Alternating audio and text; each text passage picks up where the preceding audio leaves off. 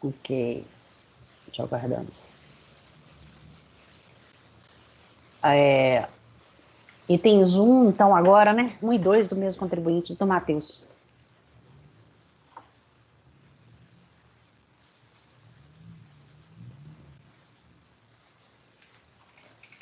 Você tem sem áudio, não estou te ouvindo, Matheus. Desculpa. Item 1, José Sérgio Martins Alves, final 2008, 71. Verso o presente processo sobre auto de infração referente ao exercício de 2006, ano calendário 2005, auto de imposto de renda de pessoa física, já incluídos multa de ofício, juros de mora. A infração imputada foi emissão de rendimentos caracterizados por depósitos bancários de origem não comprovada. O contribuinte apresentou peça impugnatória para esclarecer em resumo. Inicialmente, reva ressaltar as condutas irregulares da autoridade fiscal em sua atividade de fiscalização, respeitando as limitações de ordem comportamental constantes do artigo 5º da Constituição, ao alegar ser o impugnante, sonegador, laranja, testa de ferro, na tentativa de induzi-lo a erro, provocando torturas de ordem moral para tentar obter informações e conhecer a anulação do auto de infração. O Regulamento do Imposto de Renda, em seu artigo 944, diz que multas e penas disciplinares serão aplicadas pelas autoridades competentes da Secretaria da Receita Federal.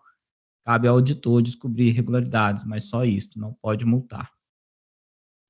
Esbarra ainda o auto de infração na questão do domicílio fiscal competente. Ora, desde o momento em que a auditora fiscal obteve do banco depositário a informação de que o domicílio do impugnante é no município de Nova Friburgo, subordinado à delegacia da Receita Federal em Niterói, para essa deveria ter declinado a competência, uma vez que o artigo 985 do regulamento determina que a autoridade fiscal é o domicílio fiscal do contribuinte. Entre os depósitos bancários e a omissão de rendimentos não há uma correlação lógica direta e segura. Cito a súmula número 182 do extinto Tribunal Federal de Recursos. Em seguida, sobreveio o julgamento proferido pela Delegacia da Receita Federal do Brasil, por meio do acordo de folha 162, cujo dispositivo considerou impugnação improcedente. A manutenção do crédito tributário exigido é ver a ementa do julgado. O contribuinte, por sua vez, inconformado com a decisão prolatada, interpôs recurso voluntário, repisando em grande parte os argumentos tecidos em sua impugnação, requerendo, ao final, a improcedência do lançamento. Em seguida, os autos foram remetidos a este Conselho, nova apresentação de contrarrazões é o relatório. Passo ao voto. Juízo de admissibilidade. O recurso ele é tempestivo e atende os requisitos de admissibilidade previstos no decreto, portanto, dele toma conhecimento. Preliminares. Preliminarmente, alega o recorrente que o lançamento seria nulo, por entender que não haveria autorização expressa em lei para que o auditor fiscal aplicasse multas, mas apenas para propor. Dessa forma, alega que a auto-infração é nula, eis que a multa de ofício teria sido aplicada por autoridade incompetente. Afirma ainda que seu domicílio é em Nova Friburgo, subordinado à delegacia de Niterói, sendo que este município é que seria competente para aplicar as normas do decreto. Contudo, entendo que não lhe assiste razão. Aqui faço considerações sobre o artigo 142 do CTN. Nesse sentido, o artigo 142 do CTN determina a competência da autoridade administrativa para a constituição do crédito tributário, o que inclui o lançamento da multa, sendo essa autoridade representada pelo auditor fiscal da Receita Federal, conforme preceitura a Lei 10.593, de 2002, no seu artigo 6º. A propósito, a multa de ofício aplicada pela fiscalização pune precisamente os atos que, muito embora não tenham sido praticados dolosamente, ainda assim tipificam infrações cuja responsabilidade é de natureza objetiva. Havendo previsão normativa para o lançamento da multa de ofício que integra o crédito tributário, não pode a administração tributária afastar a sua aplicação, pois se encontra distrita à lei no exercício de atividade plenamente vinculada. No tocante à alegação de vício no auto de infração por diferentes localidades, também entendo que não merece prosperar, uma vez que tanto os auditores fiscais quanto as delegacias regionais de julgamento estão localizados em diversas regiões do país, e suas competências são distribuídas tanto por circunscrição territorial quanto por matéria, ver o teor das súmulas número 6, 27 e 102 deste conselho. Entendo que não há nenhum vício que macula o lançamento. Também não vislumbra aqui qualquer cerceamento de defesa. Sobre as arguições de inconstitucionalidade, cito a súmula CARF 2. Dessa forma, rejeito a preliminar arguida. As preliminares. Mérito.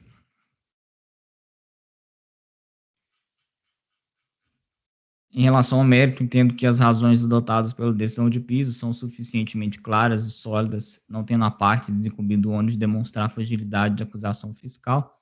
Aqui faço considerações comuns aos votos que tenho de presunção legal do artigo 42, a Lei 9.430, depósitos bancários. E passando ao caso, cito também a súmula 182, que ela não se aplica do extinto Tribunal Federal de Recursos, eis que o lançamento foi efetuado com base na Lei 9.430. Não há comprovação individualizada da origem dos depósitos bancários. Estou endossando aqui os argumentos da decisão recorrida. A fiscalização, ela realizou um trabalho minucioso, ao passo que pretende o sujeito passivo argumentar de forma genérica e sem apresentar qualquer prova com nexo causal em sentido contrário. Para tentar obter êxito na sua tentativa de afastar a validade dos procedimentos, caberia ao recorrente rebater pontualmente a tabela de lançamento, que não foi feito. As alegações do recorrente devem vir acompanhadas de provas. Não basta, para comprovar a origem dos valores depositados, declinar a pessoa depositante ou apresentar justificativas desacompanhadas de prova. Eis que a comprovação deve ser entendida como uma explicitação do negócio jurídico ou do fato que motivou o depósito. Para além do exposto, eu destaco que a apresentação do recurso ocorreu no ano de 2011 até o presente momento, o recorrente não anexou qualquer documento adicional nos autos, tendo tempo suficiente para manifestar. Não havendo que se falar em cerceamento do direito de defesa ou dilação do prazo para a juntada de novos documentos.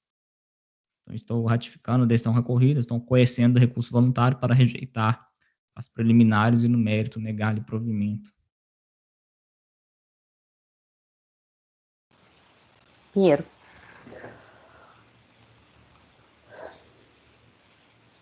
Acompanho o relator. Acompanho. Raide. Acompanho. Por unanimidade de votos, rejeitar as plenárias no mérito negar provimento ao recurso voluntário. 2, também do mesmo contribuinte. Isso. 2, José Sérgio Martins Alves, final 2010, 86.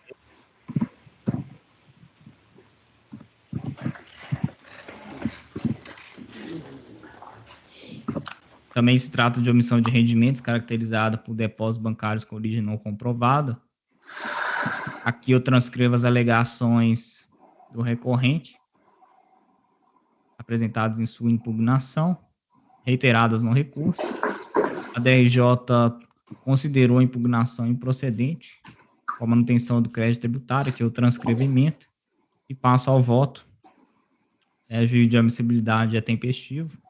Tomo conhecimento preliminar, a mesma preliminar alegada no outro, por entender que não haveria autorização expressa em lei para que o auditor fiscal aplicasse multas, mas apenas para propor. Faço aqui as mesmas considerações, então estou rejeitando a preliminar arguida aqui no singular. No mérito, também se trata de omissão de rendimentos relativo ao período diverso, mas intuito comprobatório aqui do contribuinte e sua argumentação é similar. Também não há aqui a comprovação individualizada dos depósitos bancários. Estou endossando o entendimento da decisão recorrida. As alegações apresentadas pelo recorrente devem vir acompanhadas de provas. E a comprovação que se refere à lei deve ser entendida como uma explicitação do negócio jurídico ou do fato que motivou o depósito, além, obviamente, da pessoa do depositante. Entendo que os documentos ganhados não são suficientes. Também destaco que a apresentação do recurso ocorreu no ano calendário de 2014 e até o presente momento o recorrente não anexou qualquer documento adicional nos autos, tendo tido tempo suficiente para se manifestar. Eu reputo o juízo do lançamento, estou conhecendo o recurso voluntário para rejeitar a preliminar e, no mérito, negar-lhe provimento. Acompanho o relator. Acompanho. Acompanho. Acompanho. Por unanimidade, rejeitar a preliminar e negar provimento ao recurso voluntário. Item 4, Pinheiro. Item 4. Vamos abrir o arquivo.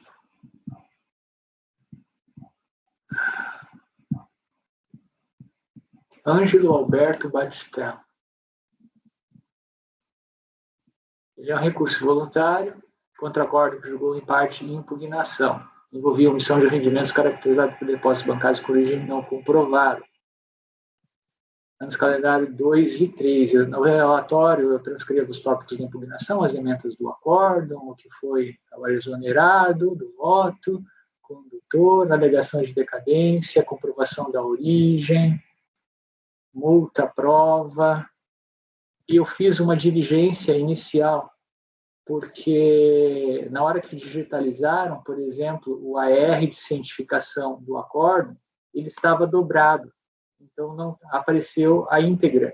Então, foi feito por aqui, em razão de algumas folhas aparentarem estarem rasuradas ou com destaque em caneta marca-texto, e o aviso de recebimento de folhas tais pertinente à intimação do acórdão estar digitalizado de forma incompleta, nova digitalização do processo por meio de e-mail e papel foi realizada, atestando-se que a digitalização foi feita com a melhor resolução possível e que eventuais pontos elegíveis são apresentados de igual maneira nas páginas físicas. Tá, admissibilidade. O acordo de impugnação ele foi cientificado por via postal na segunda-feira, 11 de maio de 2009. O recurso voluntário interposto também numa segunda-feira, dia 15 de 6 de 2009. Sendo que, ao firmar as razões recursais, o advogado lançou, logo acima de sua assinatura, a data de 12 de 6 de 2009, sexta-feira. A contagem do prazo recursal se iniciou no dia 12 de 5, terça-feira, e se encerrou na quarta-feira, 10 de 6, sendo relevante que o dia 11 de 6 tenha sido ponto facultativo. Eu citei a portaria MPOG. Nas razões recursais, alega-se que o recurso é apresentado na forma preconizada pelo 33 do Decreto 73235. O argumento não prospera, pois, como demonstrado, o recurso não foi interposto dentro dos 30 dias seguintes à ciência da decisão. Então, o último dia era na quarta, a quinta foi ponto facultativo, na sexta ele datou a petição e protocolou na segunda. Transcorreu o prazo de 30 dias. Então, meu voto é por não conhecer do recurso voluntário por intempestividade.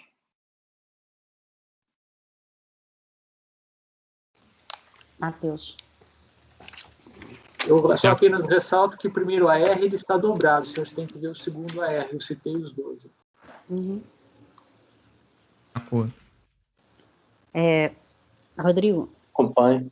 Aires. Andréia. Acompanho. Por unanimidade, votos não conhecer do recurso voluntário por intempestividade. Item 6. Também é meu. Deixa eu só fazer aqui o registro do julgamento. Item 6. Agora, esse item 6, a minuta que eu apresento para os senhores é de um acórdão de acordo de recurso voluntário. Mas até refletindo melhor, eu vou encaminhar por diligência. Mas vamos primeiro ao relatório. O recurso voluntário interposto em face de acordo que julgou procedente auto de infração, ele é referente ao imposto de renda da pessoa física no calendário 1998, por omissão de rendimentos caracterizada por depósitos bancários com origem não comprovada. O lançamento é cientificado em 22 de 3 de 2004. Ele alega esses tópicos que eu destaco aqui na impugnação, transcreva as emendas do acordo de impugnação.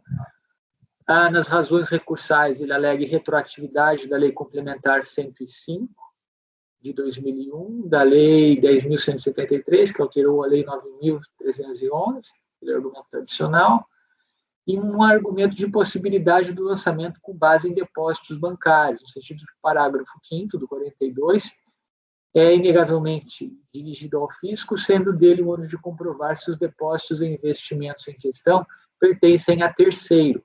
Assim, a presunção de omissão de rendimentos, contida no caput do alugado artigo, estaria irremediavelmente comprometido, posto que, sem prova de que tais recursos não se caracteriza a receita, o lançamento de ofício não pode ser realizado contra o titular da conta, o que faz atual toda a jurisprudência administrativa contida antes da vigência da aludida Lei 9.430. O acórdão de recurso voluntário, número 3402-00161 da 4ª Câmara da 2ª Turma Ordinária, declarou de ofício a decadência.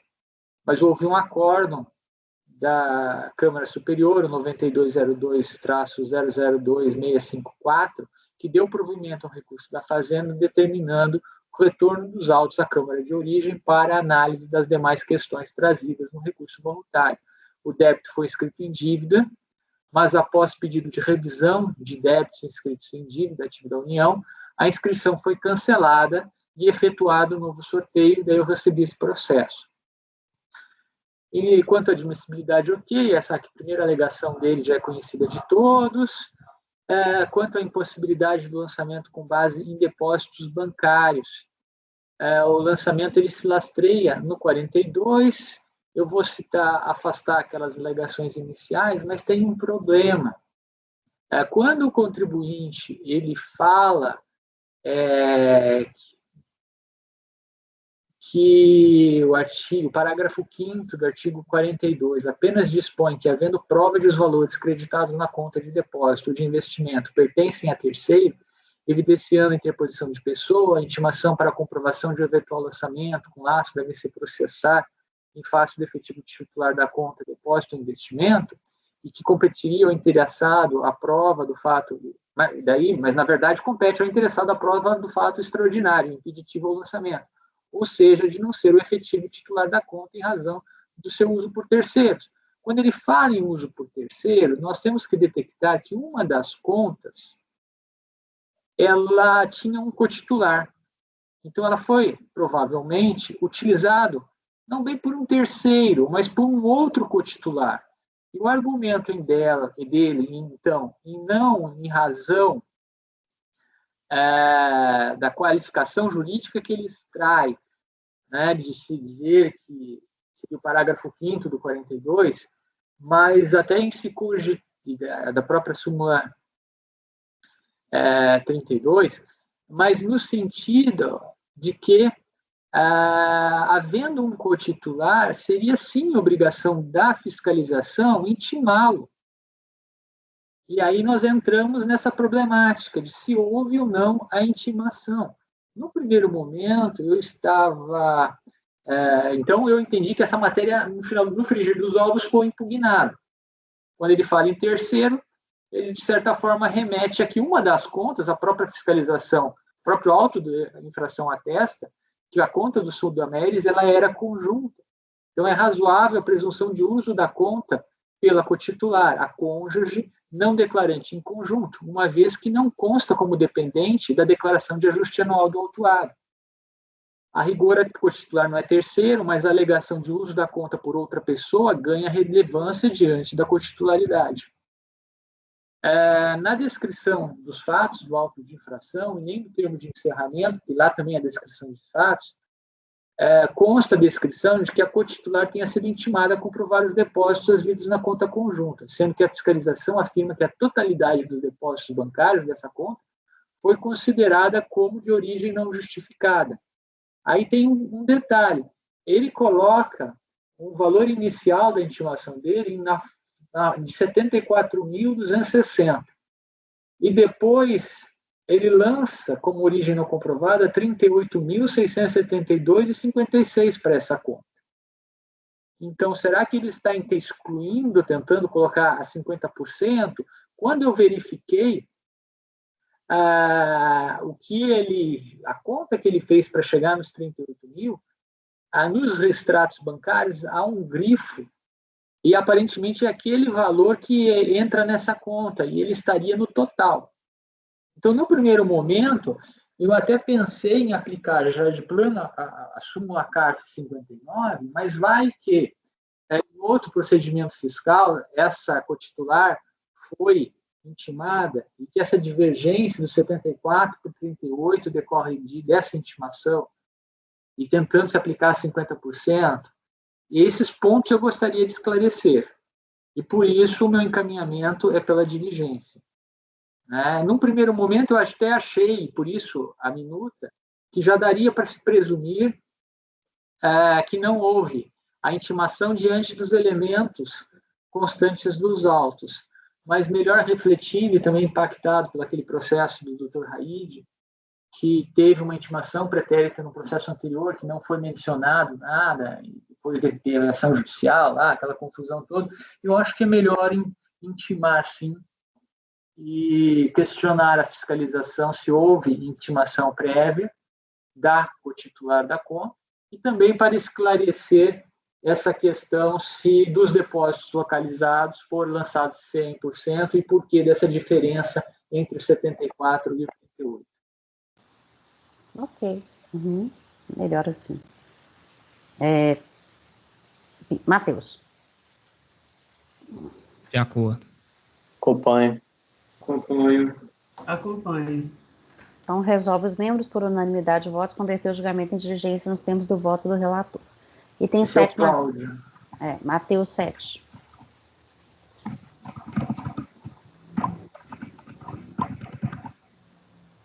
Pinheiro está esquecendo o microfone aberto. Matheus. Item 7. Ivan Dalton Lima, final 2011, 16.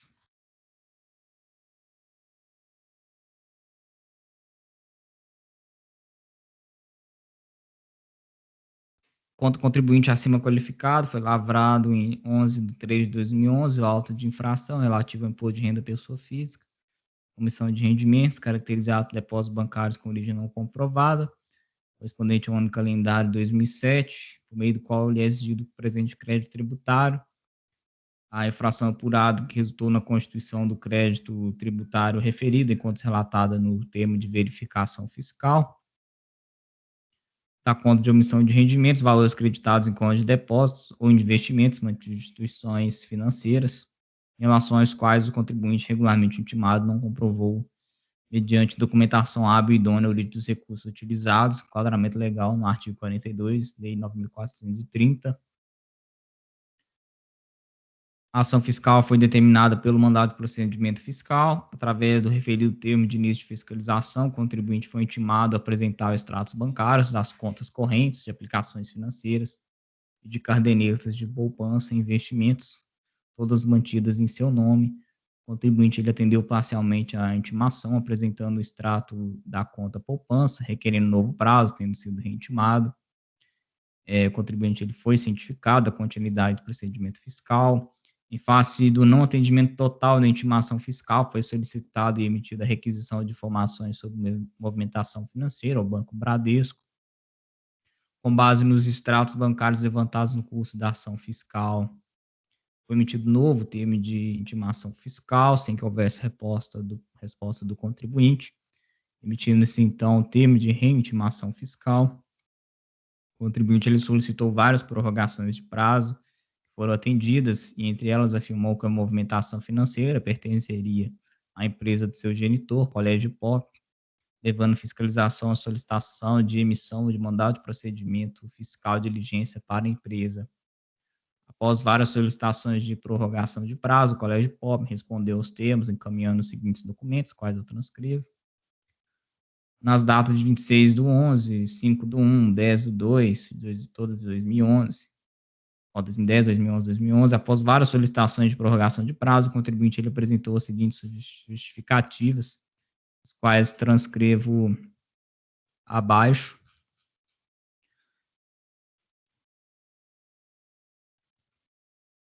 A fiscalização se manifestou sobre as alegações apresentadas durante o procedimento fiscal e lavrou o presente auto de infração. O contribuinte ele foi cientificado tendo ingressado com a impugnação, alegando em síntese que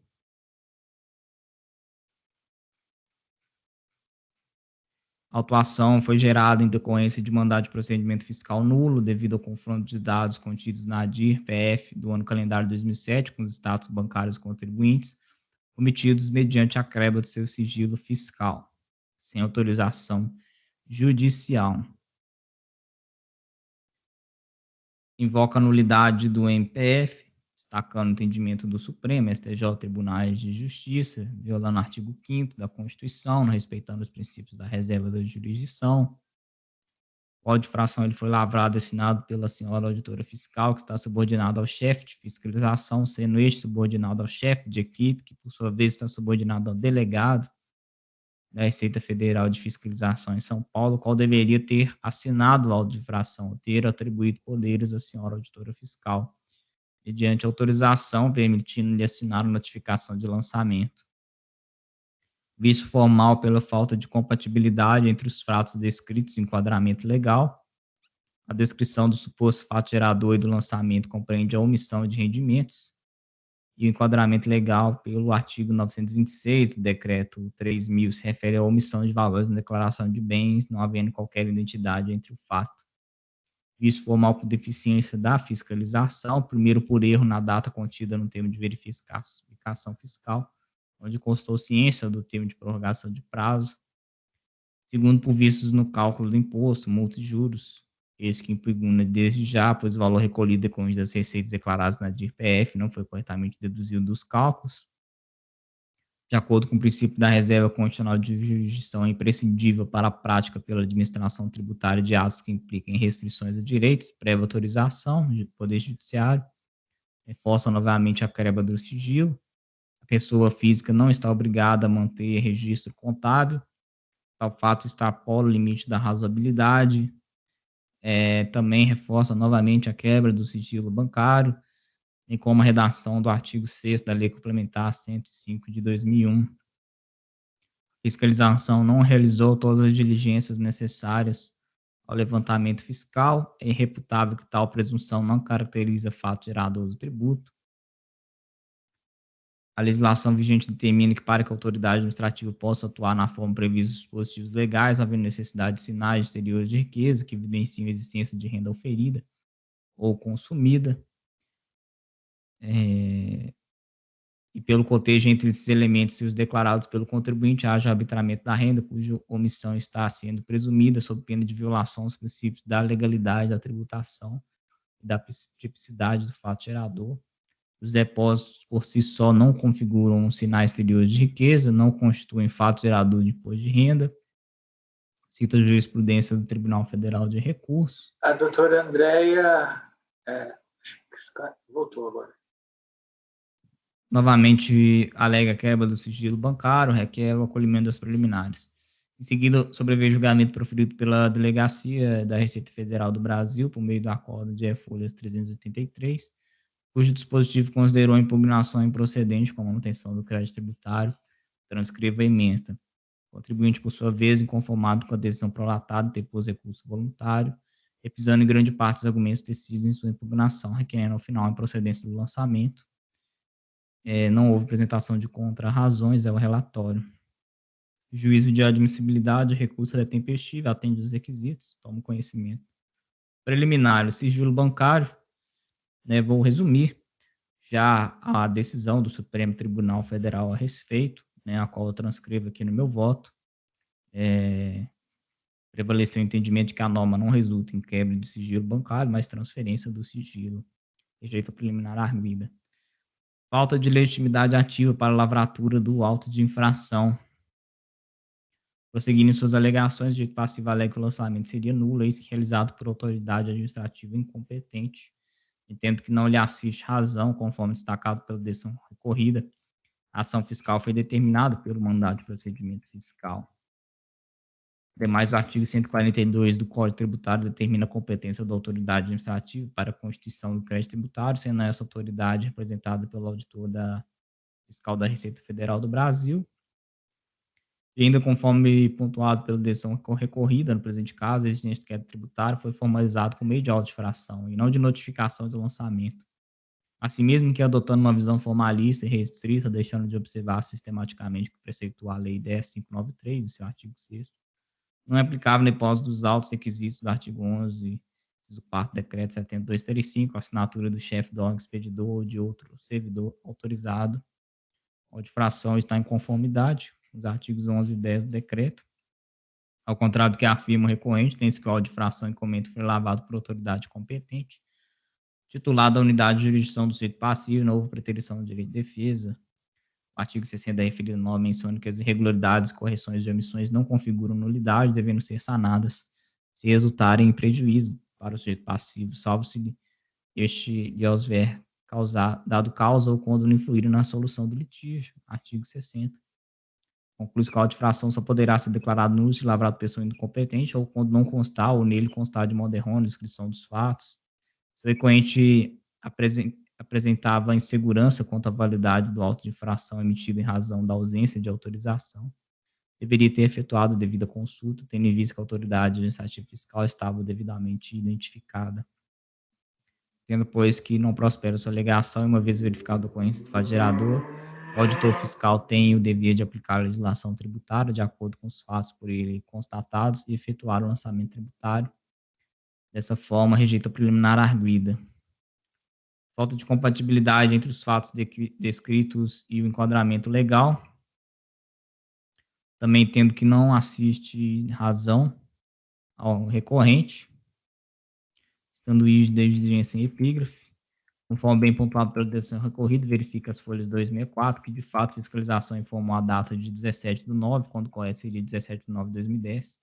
No entanto, tal erro claro de digitação não constitui vício insanável, pois não implica em prejuízo ao contribuinte, tanto que o próprio afirmou a data correta e nada afeta o lançamento ou os valores apurados, não havendo que se falar em nulidade do lançamento ou do processo administrativo. Tratando-se de vício formal, caberia ao recorrente, a meu ver, indicar o prejuízo que teria sofrido com tal situação, dado que a regra de que nenhum ato será declarado nulo se da nulidade não resultar prejuízo para a defesa. Entendo que a Constituição do Crédito Tributário obedeceu o artigo 142 do CTN. Não há que se falar em cerceamento do direito de defesa, não há nenhum vício que marcou o lançamento, os fatos estão bem descritos. Incumbe ao autor o ônus de comprovar os fatos constitutivos do direito por si legado. As demais alegações do recorrente, ao meu ver, dizem respeito ao mérito da questão posta, não se tratando de preliminares que o lançamento foi devidamente motivado, não havendo qualquer prejuízo para a compreensão dos fatos. Rejeito a preliminar suscitada. Em relação ao mérito, entendo que as razões adotadas pela decisão de piso são suficientemente claras e sólidas, não tendo a parte desuncumbido o ônus de demonstrar a fragilidade da acusação fiscal. Aqui, como de costume, faço considerações sobre o artigo 42 da Lei 9.430.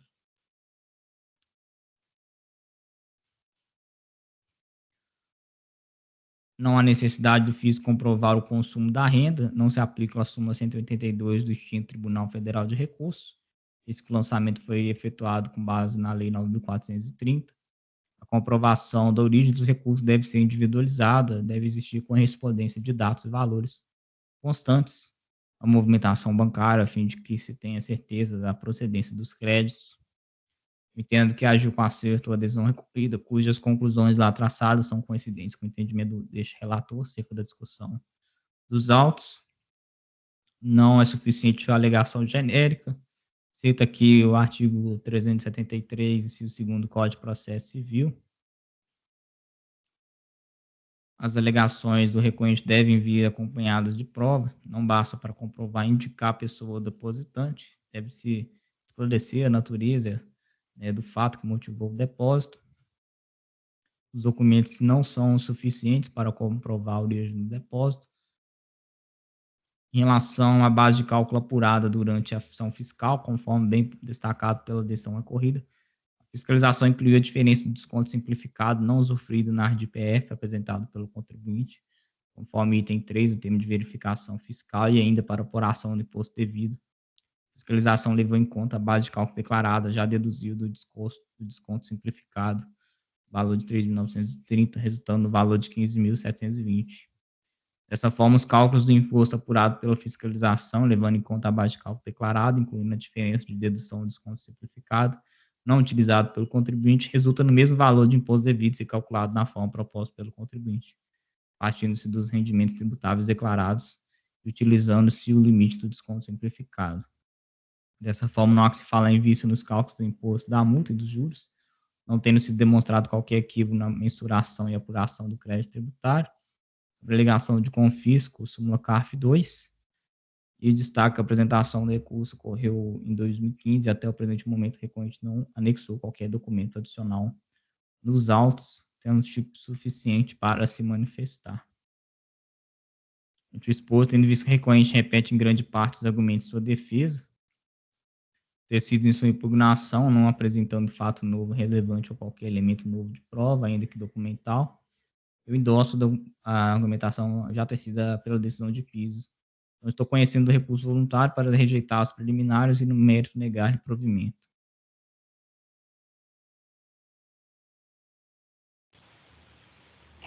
Pero? Só terminar aqui uma leitura.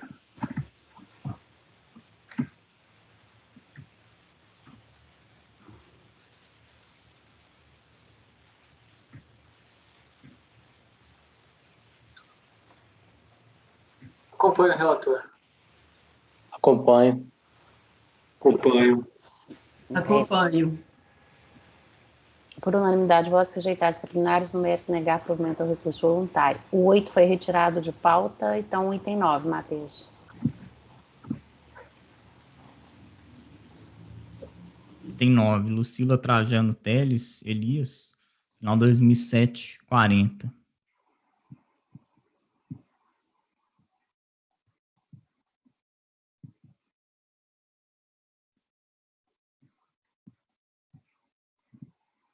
Contra contribuinte foi lavrado auto de infração, acompanhado dos demonstrativos, termo de verificação fiscal relativo ao imposto sobre a renda de pessoas físicas, qual foi apurado o presente crédito tributário, conforme descrição dos fatos de enquadramento legal, a exigência decorreu da omissão de rendimentos caracterizada por valores creditados em conta de depósito de investimento mantido na instituição financeira, em relação aos quais a contribuinte regularmente intimada não comprovou, mediante documentação hábil e idônea, a origem dos recursos utilizados nessas operações, conforme termo de verificação e intimação fiscal, os valores tributáveis, as datas, fatos geradores, enquadramento legal em contas descritos.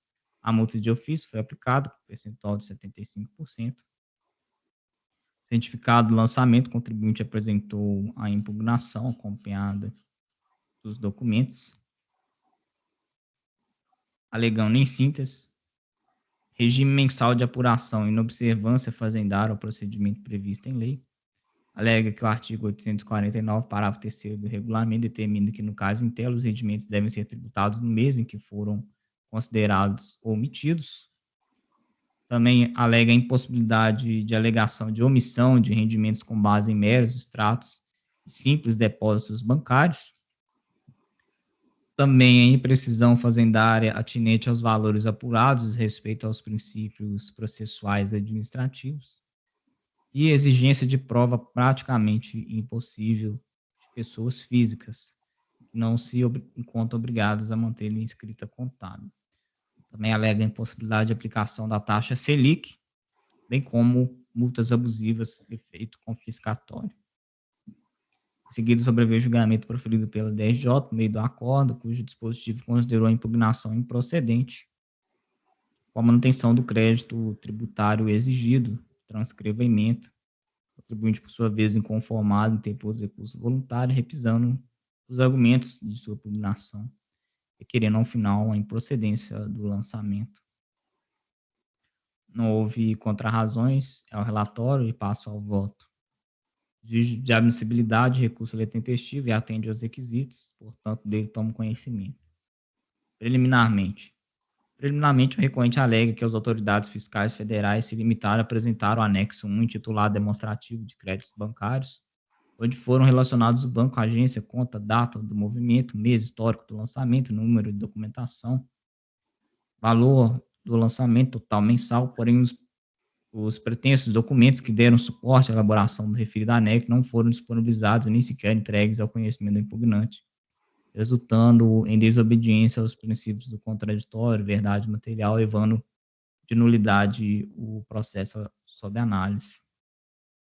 Entendo que não assiste razão recorrente, estando isto da exigência e perigo, não havendo que se falar em prejuízo à ampla defesa. Cito que foi obedecido o artigo 142 do CTN, ao contrário do que é arguido pelo recorrente, vislumbro que o ato foi motivado pelo conjunto das razões, o convencimento está claro, e não prospera a alegação no sentido de que não teve acesso às requisições de informações sobre movimentação financeira. Esse contato que os referidos documentos foram juntados aos autos pela fiscalização. As respostas, por sua vez, foram consolidadas pela fiscalização nos demonstrativos constantes no termo de verificação fiscal, inclusive serviram de base para o lançamento tributário, os quais o contribuinte teve acesso, oportunizando com isso o direito à ampla defesa. Entendo, pois, que agiu com acerto decisão recorrida, cujas conclusões lá traçadas são coincidentes com o entendimento deste relator acerca da discussão discutida nos autos, transcrevo aqui parte da decisão. Não vislumbro cerceamento do direito de defesa, não há que se falar em contraditório na fase inquisitorial, já está simulado o entendimento desse conselho, pode ser feito, inclusive, sem prévia intimação. Não há que se falar em cerceamento de defesa se o auto de infração contém os elementos necessários à identificação dos fatos geradores do crédito tributário. Não há nenhum vício que macula o lançamento, não tendo sido constatada violação devido ao processo legal. Ademais, até o presente momento, conforme se verá, o recorrente não juntou qualquer documentação comprobatória nos autos, baseando suas alegações no campo das presunções, não tendo sido verificado na hipótese dos autos sua verdadeira intenção em colecionar documentos. Eis que se passaram aproximadamente mais de 7 anos desde a sessão de julgamento realizada pela DRJ, juntada a essa que poderia ter sido feita, inclusive nessa instância recursal, cabendo aqui a análise de sua apreciação ou não pelo colegiado. Nesse sentido, tendo fiscal atuante demonstrado de forma clara e precisa os fatos que suportaram o lançamento, a oportunidade de contribuinte ao direito de defesa, contraditório, não há que se falar em nulidade. As demais alegações recorrentes dizem respeito ao mérito da questão posta, não se tratando de preliminares, que o lançamento foi devidamente motivado, não havendo qualquer prejuízo para a compreensão dos fatos narrados, informações imputadas ao sujeito passivo, bem como tendo sido observado devido processo.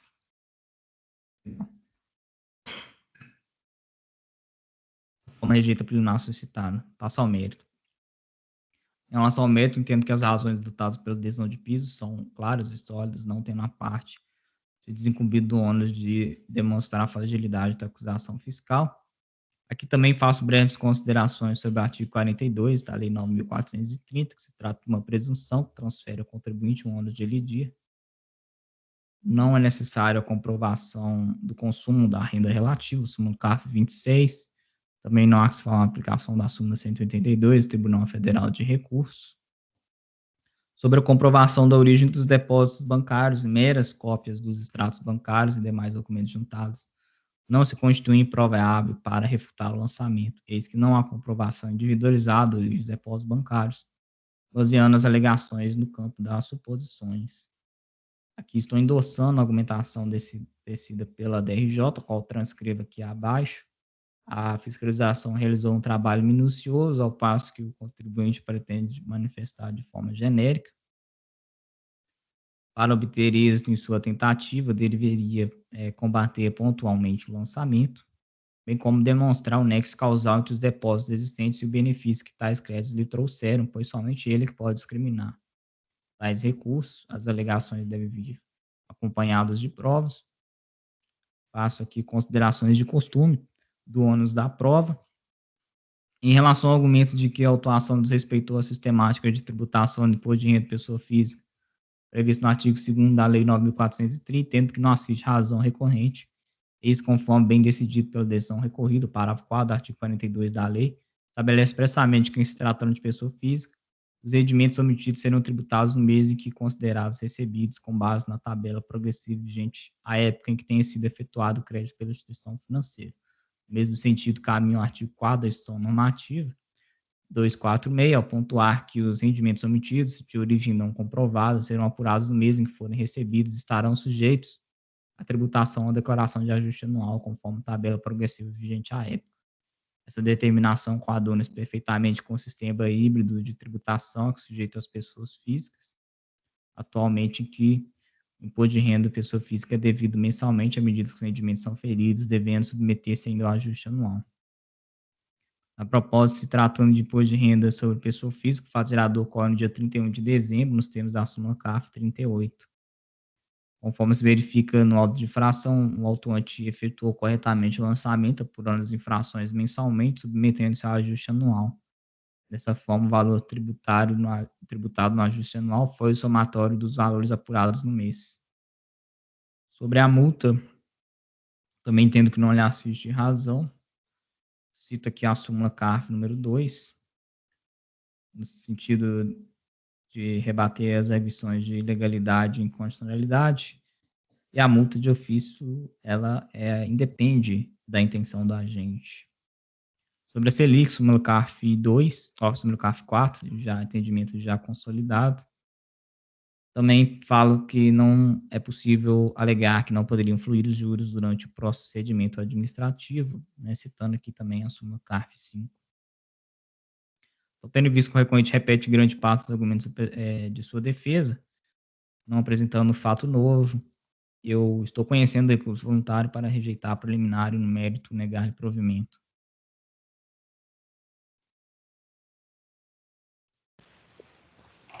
Pinheiro. Acompanho o relator. Acompanho. Acompanho. Por unanimidade de votos, rejeitar preliminar e no mérito negar provimento ao recurso voluntário. Item 10, retirado de pauta. Item 11 já foi feito. Item 12, Matheus. Item 12.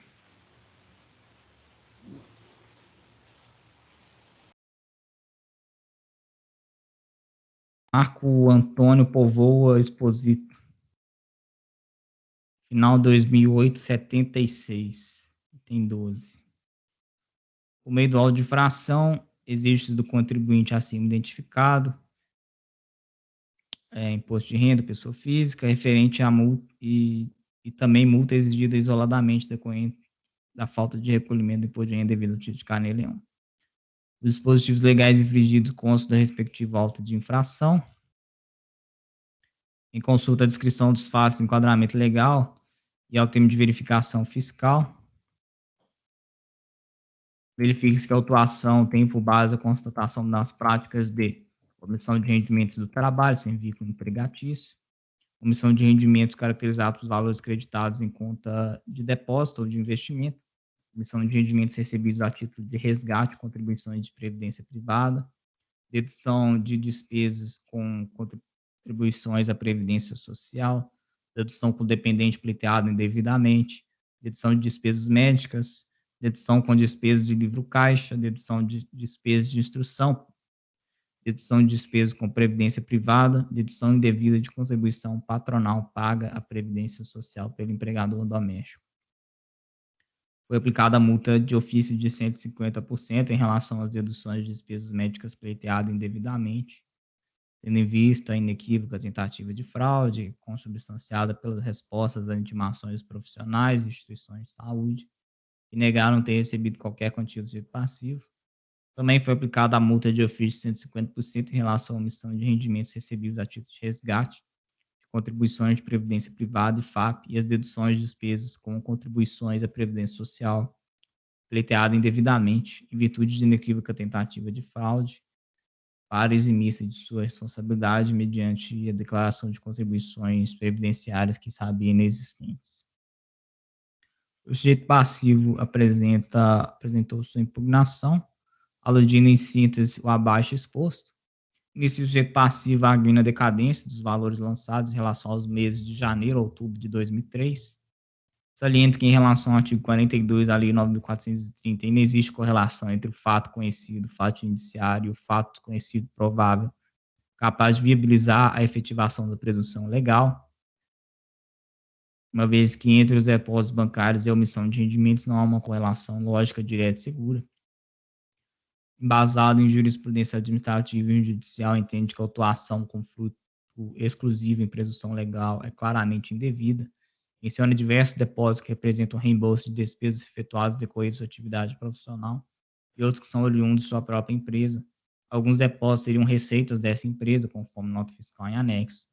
Explicita ainda diversos depósitos em rendimentos provenientes de ações judiciais, onde o crédito é do autor da ação e deveriam ser excluídos do lançamento. Com relação aos demais rendimentos considerados omitidos, esclarece que possui 95% do capital social da empresa Exposito Consultoria, e sendo seu administrador, o impugnante inadvertidamente utilizou suas contas bancárias como pessoa física para o depósito e saque de valores pertencentes à pessoa jurídica. O impugnante aluga ter juntado cópias do livro caixa e dos comprovantes das despesas referentes ao ano calendário 2003, aludindo ainda que, quanto aos anos calendário 2004, 2005, 2006, os gastos só serão de responsabilidade da empresa Exposito Consultoria se for acatado o entendimento de que as receitas a ela devem ser atribuídas. A de cautela, em caso contrário, pleiteia que as despesas constantes dos anexos sejam consideradas na pessoa física. Em relação às multas de 75% e 50%, afirma que a multa representa confisco. Defende ainda do jeito passivo que a utilização da taxa Selic não encontra amparo no CTN, requer, por fim, que seja cancelada a exigência tributária. Em seguida, sobreveio o julgamento proferido pela Delegacia da Receita Federal por meio do acordo de folhas 1846 e seguintes, cujo dispositivo considerou a impugnação procedente em parte com a manutenção parcial do crédito tributário, transcreva a emenda. O jeito passivo, por sua vez, inconformado com a decisão prolatada, interpôs recurso voluntário, repisando grande parte dos argumentos tecidos em sua impugnação, requerendo ao final o que eu transcrevo abaixo, a improcedência do lançamento. Em seguida, os autos foram remetidos a este Conselho para apreciação e julgamento do recurso voluntário, não houve contrarrazões. Passo ao voto, juízo de admissibilidade, recurso é tempestivo, tomo conhecimento. Prejudicial de mérito, decadência. Em seu apelo recursal, o contribuinte suscita a decadência do direito de a Fazenda por constituir o crédito tributário, apurado nos meses de janeiro a outubro de 2003, referentes a depósitos bancários sem origem não comprovada, nos termos do artigo 150, parágrafo 4º, tendo visto que foi cientificado o lançamento em 12 de 11 de 2008. Contudo, entendo que não lhe assiste razão, isso porque, se tratando de imposto sobre a renda de pessoa física, o fato gerador ocorre no dia 31 de dezembro do ano calendário, havendo que se falar em fato gerador mensal, súmula CAF 38, aplicando ao caso inteira a contagem de prazo previsto no artigo 150, fato gerador do imposto de renda, considerando o exercício lançado mais longínquo, o de 2004, no calendário 2013, ocorreu em 31 de 12 de 2003, sendo este o termo inicial para a contagem do prazo decadencial previsto no artigo 150, assim a autoridade administrativa teria até 31 de 12 de 2008 para expressamente homologar o pagamento feito ou constituir o crédito tributário suplementar. Aplicando ao caso a regra de contagem previsto no artigo 173, inciso 1º do CTN, considerando a declaração de ajuste anual do imposto de renda de pessoa física do ano calendário 2003, deveria ser entregue pelo contribuinte até o último dia útil do mês de abril de 2004, o lançamento só poderia ser efetuado pelo FIS a partir do mês de maio de 2004. Portanto, tinha administração tributária 5 anos para efetuar o lançamento de ofício. Contato no primeiro dia do exercício seguinte, aquele em que o lançamento poderia ter sido efetuado, ou seja, 1º de janeiro de 2005 a 31 de dezembro de 2009. Não há, portanto, fala em decadência, seja pelo artigo 173, inciso 1º, ou 150, parágrafo 4 do CTN, esse contribuinte tomou ciência do lançamento pessoalmente em 12 de novembro de 2008. Rejeito a prejudicial de decadência arguida pelo sujeito passivo. Mérito. Conforme narrado, em consulta à descrição dos fatos de enquadramento legal, as folhas 850 e a 863, e ao termo de verificação fiscal, as folhas 806 e seguintes, verifica que a atuação tem por base a constatação das práticas de omissão de rendimentos do trabalho, omissão de rendimentos caracterizada por valores creditados em conta de depósito, omissão de rendimentos recebidos a título de resgate, contribuição previdenciária, de previdência privada e FAP, dedução de despesas, contribuição à previdência social pleiteada indevidamente, dedução com dependentes, dedução de despesas médicas, dedução com despesas de livro caixa, dedução de despesas de instrução, dedução de despesas com previdência privada, dedução indevida de contribuição patronal. Em sua impugnação, o sujeito passivo esclarece que a parte não litigiosa dos autos diz respeito às seguintes infrações: omissão de rendimentos recebidos a título de resgate, contribuições de previdência privada e FAP, dedução de despesas com contribuições da previdência social pleiteada indevidamente, dedução com dependentes pleiteada indevidamente, dedução de despesas médicas pleiteada indevidamente, dedução de despesas de instrução pleiteada indevidamente, dedução de despesas com previdência privada pleiteada indevidamente e dedução indevida de contribuição patronal. Assim, o litígio ele foi instaurado apenas em relação às seguintes infrações: omissão de rendimentos do trabalho, omissão de rendimentos caracterizados por valores creditados em contas de depósito, dedução com despesas de livre caixa pleiteadas indevidamente. Ao que se passa a analisar.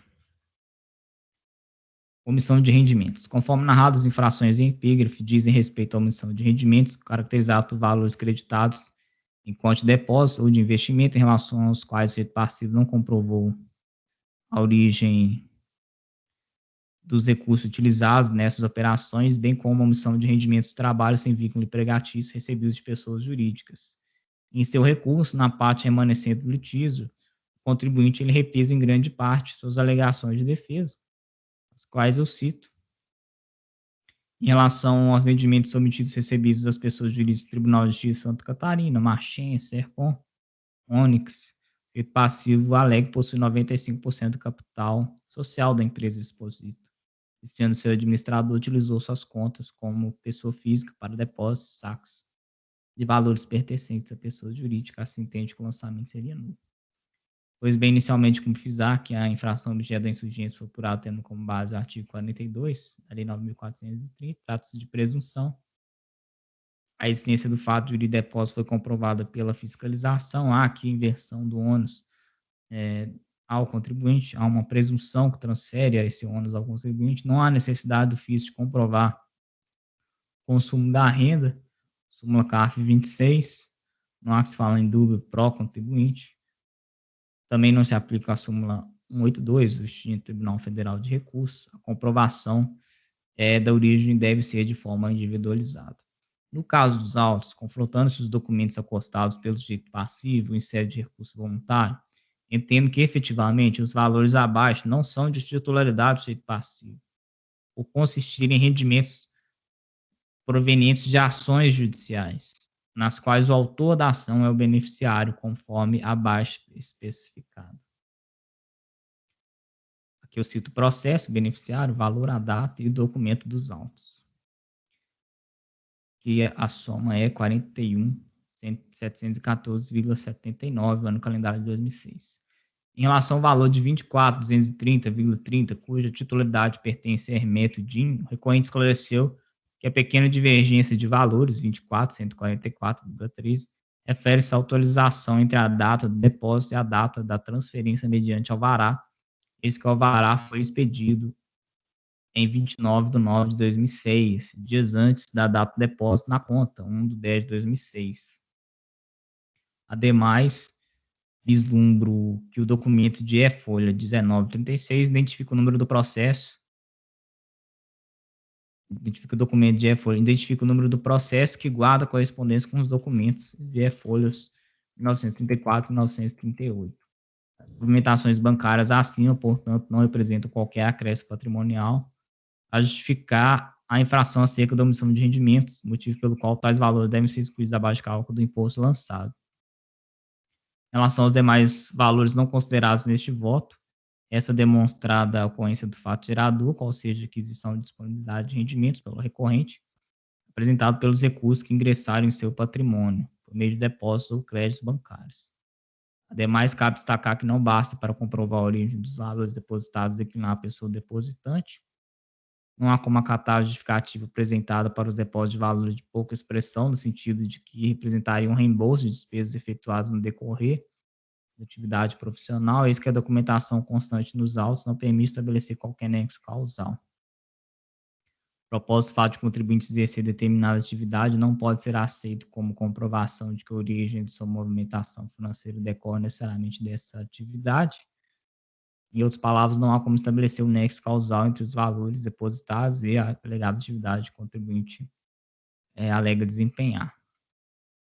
E ainda, conforme bem pontuado pela decisão recorrida em relação à aludida receita da empresa relativa a serviço de consultoria prestado ao cliente Coagel, o depósito em encomenda foi efetuado em 24 de 11 de 2004 e no valor de R$ 2.955, enquanto a nota fiscal apresentada foi emitida em 22 de 11 de 2004 e consta como preço o valor de R$ 3.000. Assim, não sendo coincidente nem em data nem em valor, esta nota fiscal não pode ser aceita para justificar o depósito considerado omissão de rendimentos. Em relação aos valores aos quais alega serem da empresa Exposito, consultoria empresarial, com o objetivo de arcar com os custos de sua atividade profissional, além de não comprovar o fato alegado mediante o estabelecimento de nexo causal entre os valores depositados e documentação constados aos autos, a origem dos depósitos não se comprova apenas com a identificação formal do depositante. Da mesma forma, em relação aos rendimentos recebidos das pessoas jurídicas, Tribunal de Justiça, Marchesan, Máquinas Agrícolas, Onyx e Sercom, o recorrente não logrou êxito em demonstrar que os referidos valores são de titularidade da pessoa jurídica, não havendo que se falar em erro na identificação do direito passivo. A prova dos autos, na verdade, atesta os dizeres do lançamento, eis que demonstra total confusão patrimonial da pessoa jurídica Exposito Consultoria Empresarial, com o sujeito passivo, sendo que a documentação juntada pelo recorrente não logrou comprovar individualmente os depósitos e créditos com os documentos apresentados, nem estabeleceu nexo de causalidade entre as alegações e documentos apresentados. O próprio recorrente reconhece a confusão patrimonial, afirmando, inclusive, que, transcreva abaixo. Contudo, o sujeito passivo não faz prova do nexo causal, conforme alegado, e nem mesmo comprova que são rendimentos isentos, não tributáveis ou já oferecidos à tributação, embora tenha sido apontado pelo recorrente que os recursos que foram depositados nas contas bancárias se tratam de receitas oriundas das pessoas jurídicas, das quais é sócio, que constitui a base da autuação, é a constatação de que tais recursos entraram na sua esfera patrimonial, depositados em contas bancárias, sua própria titularidade, quando intimado, não comprovou de forma válida a que título teria ser recebido, ou que tenha feito utilização desse recurso em prol da pessoa jurídica, de forma a descaracterizar o uso em benefício próprio e oferimento desses rendimentos. Não há dúvida no sentido de que meros repasses financeiros não podem ser considerados rendimentos de direito passivo, contudo, a comprovação deve ser acompanhada da identificação dos depósitos correspondentes. Deve ser aplicado o entendimento preconizado na súmula CAF número 32, e esse sujeito passivo não logrou êxito em comprovar que, de fato, os depósitos pertenciam à pessoa jurídica. Aqui eu endosso o entendimento da decisão de piso. Os documentos acostados pelos contribuintes não são capazes de comprovar a origem de depósitos bancários. O princípio da verdade material não afasta o ônus da prova. Ante o exposto, entendo que deve ser excluído do lançamento apenas o montante de R$ 41.714,79, referente ao ano calendário 2006, eis que representa a soma dos depósitos bancários cuja titularidade não pertence ao sujeito passivo, mas sim a terceiros, motivo pelo qual não representa qualquer acréscimo patrimonial, a justificar a acusação fiscal acerca da omissão de rendimentos tributáveis. Passo ao próximo item, dedução com despesas de livro caixa pleiteadas indevidamente. Conforme consta no relatório fiscal, foi solicitado ao contribuinte a apresentação dos livros caixa referente aos anos calendário 2003 a 2006, e respectivos comprovantes das receitas e despesas registradas. Contudo, não foi apresentado nenhum comprovante, nem mesmo os livros caixa solicitados, motivo pelo qual a fiscalização efetuou a glosa integral dos valores aproveitados como dedução de despesas, conforme abaixo. Pois bem, a presente infração diz respeito à glosa de deduções de livro caixa. Transcreva aqui a legislação de regência. O contribuinte que perceber rendimentos de trabalho não assalariado poderá deduzir da receita decorrente do exercício das atividades de despesas de custeio escrituradas em livro caixa, necessárias à percepção da receita e à manutenção da fonte produtora, desde que devidamente comprovado, somente as despesas de custeio necessárias à percepção da receita e manutenção da fonte produtora, pagas pelo próprio contribuinte, são passíveis de dedução. Para que a despesa escriturada possa ser objeto de dedução, é imprescindível a presença dos seguintes requisitos. A despesa deve constar do rol taxativo, a despesa deve ser comprovada mediante documentação idônea, e as despesas que excederem as receitas não podem ser transportadas para o ano seguinte. No caso dos autos, tanto na impugnação quanto no recurso voluntário, limitou-se a afirmar que anexou o livro caixa, os comprovantes das despesas nele escrituradas, e por entender que dizem respeito a gastos necessários à percepção dos rendimentos auferidos, pleiteia que sejam reconhecidos como despesa dedutível para fim de apuração da base de cálculo do imposto de renda. Pelo que se percebe, o dito passivo busca transferir o ônus da prova para a fiscalização, sendo que durante o procedimento investigatório não encaminhou qualquer documentação com o objetivo de comprovar as despesas escrituradas em livro caixa. Agora, no curso do procedimento fiscal, adota uma postura confortável de entender que se encontram comprovados por serem necessárias à percepção dos rendimentos auferidos. Contudo, uma vez que o recorrente não apresentou qualquer documentação durante o procedimento investigatório que pudesse verificar a legitimidade das despesas pleiteadas, caberia, a meu ver, comprovar de forma individualizada que a despesa consta, de fato, no rol taxativo do artigo 6º da Lei 8.134 de 90, com a apresentação das justificativas pertinentes a cada despesa. E ainda conforme bem destacado no tópico anterior, o caso dos autos demonstra uma completa desorganização do recorrente na condução de seus negócios empresariais, ante a confusão patrimonial da pessoa jurídica, exposito o conceito passivo. Nesse contexto, e conforme bem destacado pela decisão recorrida, consta no livro caixa inúmeras despesas em nome de pessoas jurídicas, motivo pelo qual não é possível acatar a dedução pleiteada, eis que não se trata de despesas próximas de terceiros. Isso em nada invalida o raciocínio anteriormente exposto, eis que para afastar a titularidade das receitas, deve haver, conforme visto, a comprovação individualizada da origem dos recursos. Não sendo possível a apresentação de alegação genérica desacompanhada de provas, nada impede, portanto, o direito passivo incorrer em duas infrações distintas, no mesmo contexto da condução de seus negócios, de forma desorganizada, quais sejam, a omissão das receitas, os quais não comprovam serem de titularidade da pessoa jurídica, e a dedução indevida de despesas do livro caixa, os quais não comprovam serem despesas necessárias e próprias.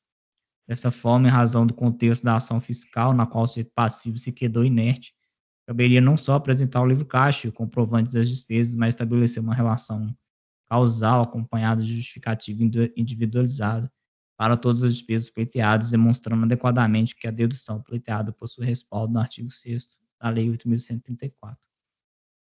O ato de provar não é sinônimo de colocar uma massa de documentos à disposição do julgador. Também entendo que a decisão recolhida neste ponto não merece reparos. A multa, sobre a multa, entendo que não assiste razão. Cito aqui o artigo 136 do CTN, a súmula CARF 2, juros Selic, cito a súmula CARF número 4, e bem como a súmula 5 deste conselho.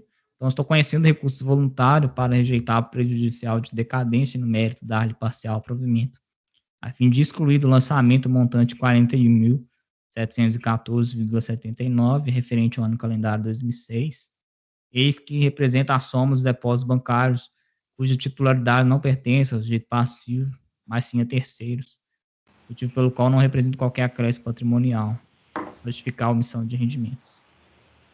Matheus, excluir da base de cálculo, né, do lançamento, os 41 mil. Isso. Né? Agora, outra pergunta, por que esses valores transitaram pela conta dele? Ele é o quê? Ele é advogado? Ele fala que foram de ações judiciais. Mas será que ele não tinha aí um prolaborezinho, uma coisa assim? Mas honorários de sucumbência ou honorários contratuais executados no âmbito da própria ação? Mas aí são diferentes, né, esses honorários. Não, eu já peguei um processo uma vez e ele concordou. O que a DRJ fez? Pegou todos esses valores que ele comprovou que eram alvarás de decisões judiciais que era de outra pessoa, e ele era advogado, no caso, e a DRJ considerou 20% como honorários.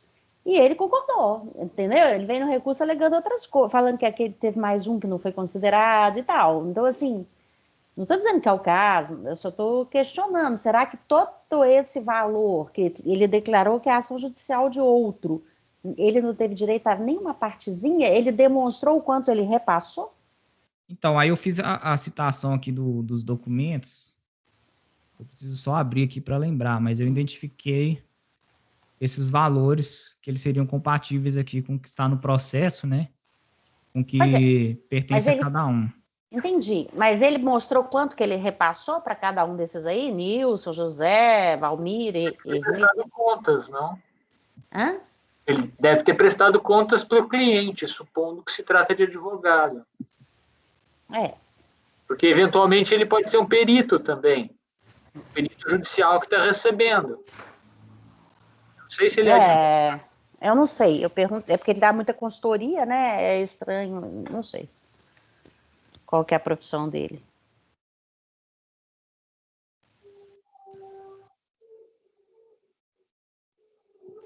Porque eu não sei se em que pese, eu entendo a correlação com a ação judicial, mas daí eu afirmar que esse dinheiro é de outra pessoa, ele repassou totalmente o valor para outra pessoa, entendeu? Por que que transitou na conta dele?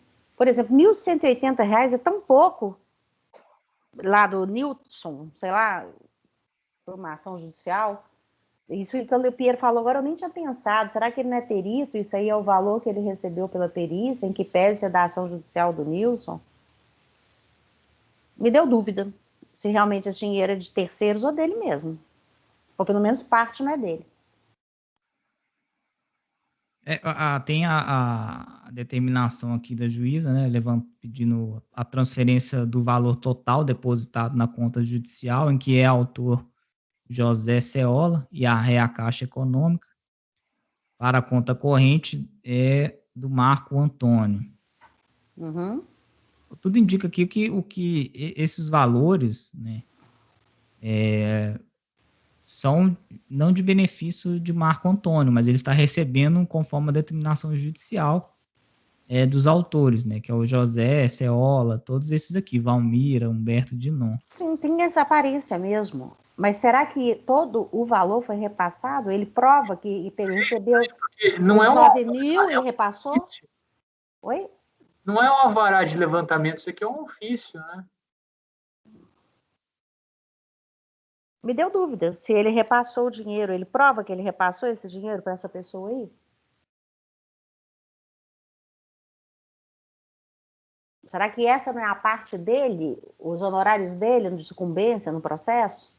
Em que pese o processo ser de outra pessoa, é claro? Eu não consegui formar essa convicção. É porque aqui foi tudo, né? Foi tudo para a conta dele. Foi tudo para a conta dele, mas será que essa parte é o valor total da ação ou só os honorários dele que foi para a conta dele? Eu não consigo falar que esse dinheiro pertence ao Hermeto, por exemplo. Hermeto, sei lá. A Valmira. Foi para a conta dele. E daí, ele provou que saiu que ele repassou? Olha aqui, ó, fiz uma transferência para o Hermeto dos 24 mil. Ele é advogado aqui, ó, Povoa Exposito. Né? Faz sentido ele ser advogado. Ele é advogado. O que eu estou querendo dizer é que eu não consigo formar a convicção de que esse valor que foi depositado na conta dele realmente pertence ao terceiro. Ou se era a parte dele dos honorários. Ou, entendeu? Não consigo. Ele prova que ele repassou? Que ele recebeu e repassou? Que houve depositou na conta dele e que ele depositou na do terceiro aí?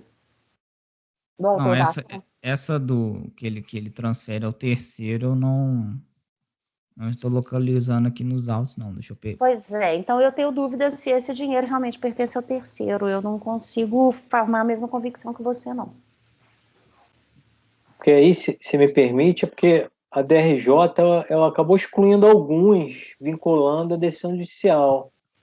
E esses aí, ela só não excluiu por conta da divergência dos valores por causa do documento anexado.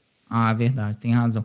Que aí acho que ele focou, mas basicamente falar, não, tá aqui as provas de que é ação judicial, porque a DRJ já tinha excluído os outros, não usou como fundamento que ele não provou que parte não é dele.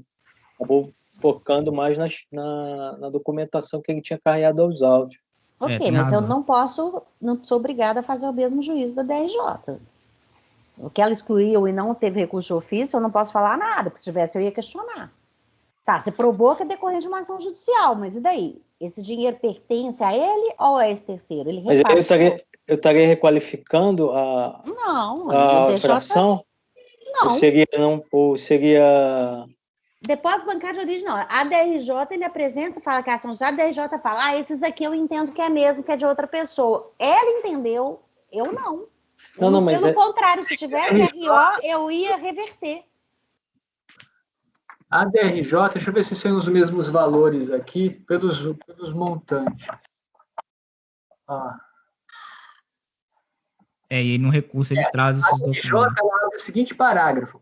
No tocante aos depósitos citados como sendo decorrentes de ações judiciais de clientes, onde o crédito é do autor da ação, são necessários esclarecimentos pontuais. Em relação aos depósitos, que são esses valores aí do Dr. Matheus, não foram anexados documentos suficientes para identificar a origem do depósito.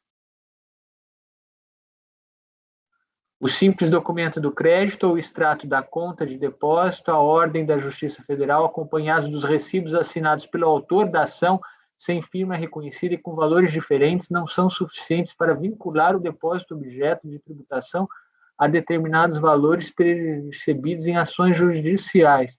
Parece que tem outros documentos, não é só esse ponto. Mas isso em relação aos do dia 7 e do dia 16. Talvez se fosse ideal uma vista de mesa para tentar entender os documentos a que se refere a DRJ, mais destes daqui, para ver se eu, conjugando os dois, eu formo convicção do que se trata. Porque apenas em relação aos documentos que o doutor Matheus cita, eu não consigo chegar a uma conclusão. Aqui eu citei que é um complemento de prova, né, que ele anexou no recurso. E aí, com esse complemento que a própria DRJ fez esses apontamentos, entendi. Sim, mas no seu voto, o senhor não amarrou ao que já há com o que acrescentou para demonstrar a sua conclusão. O senhor simplesmente faz menção à complementação da prova e já conclui. Isso. Daí eu não consigo fazer todo o caminho. Talvez o senhor tivesse isso em mente, mas para o texto do voto não veio. Então vamos fazer uma vista de mesa nesse aí, né? Vê? Sim. Então tá. Então o 13 agora. Robson. Vista de mesa. Esse é o mais complicadozinho que eu tenho hoje. Não, esse outro. Que passou. Ainda bem. O outro. Agora vamos ao Robson Luiz Lopes de Souza, 2011-74. E tem 13. Em procedimento para verificação do cumprimento de obrigações tributárias pelo contribuinte acima qualificado, foi lavrado auto de fração relativamente aos anos calendário 2006 e 2007, exigindo o recolhimento do imposto de renda da pessoa física, totalizando o crédito tributário. O procedimento evidenciou que o autuado teve movimentação financeira incompatível com os rendimentos declarados, movimentando recursos em diversos bancos em valores muito superiores à sua renda disponível. De verificação fiscal informa que restou apurada a omissão de rendimentos caracterizado por depósitos bancários com origem não comprovada, porque o fiscalizado, regularmente intimado, não comprovou, mediante documentação hábil e idônea, a origem dos recursos movimentados em suas contas bancárias. Resignado com o lançamento, o contribuinte interpôs impugnação, alegando em síntese que os recursos que dispunha na época para criar oportunidades de negócio em seu nome de terceiros estavam devidamente registrados em declarações anteriores com impostos recolhidos, tendo sido tributado todo o lucro obtido. Ressalta que um único valor pode ser depositado várias vezes no decorrer do período, sem caracterizar novos ganhos de capital ou lucro. Aduz que oportunamente apresentaria fundamentação às discordâncias de suas razões e às provas. Em seguida, sobreveio o julgamento proferido pela DRJ, considerou a impugnação improcedente. Com a manutenção do crédito tributário, transcreva aqui e ementa. O contribuinte, por sua vez, inconformado com a decisão prolatada, ele interpôs recurso voluntário, alegando em síntese. Preliminarmente operou-se a decadência. No mínimo, em caráter subsidiário, deve ser afastado os juros de mora a partir do momento em que a administração passou a estar em mora com o contribuinte. Preliminarmente, merece ser declarado nula a autuação por indevida quebra de sigilo bancário, sem autorização judicial. No mérito, a autuação se baseou única e exclusivamente nos depósitos bancários, sem qualquer comprovação de sinais exteriores de riqueza. A legislação não permite, assim como a doutrina de jurisprudência, que os depósitos bancários per si justifiquem a presunção de omissão de riqueza. além de receita. Além disso, não houve individualização dos valores considerados como receita tributável. Seguidos autos foram remetidos a este conselho para apreciação e julgamento de recurso voluntário. Não houve contrarrazões ao relatório. Voto, juízo de admissibilidade. Recurso ele é tempestivo, considerando o Dia da Consciência Negra, nos termos da Lei 14.485 de 2007, do município de São Paulo, e atende aos requisitos de admissibilidade previstos no Decreto 70.235. Portanto, dele toma conhecimento. Preliminares. Decadência. Em razão do descumprimento do disposto no artigo 24 da Lei 11.457 de 2007, que delimita em 360 dias o prazo para que a autoridade administrativa profira decisão e subsidiariamente alega que deve ser afastada a exigência dos juros de mora, a partir do momento que a administração tributária federal passou a estar em mora com o contribuinte. Preliminarmente, alega o recorrente que teria ocorrido decadência do direito de constituir o crédito reclamado, já que decorreram mais de 160 dias para a autoridade julgadora analisar a impugnação do recorrente, o que também implicaria a anulação tácita do lançamento. Em caráter subsidiário, entende que deve ser afastada a exigência dos juros.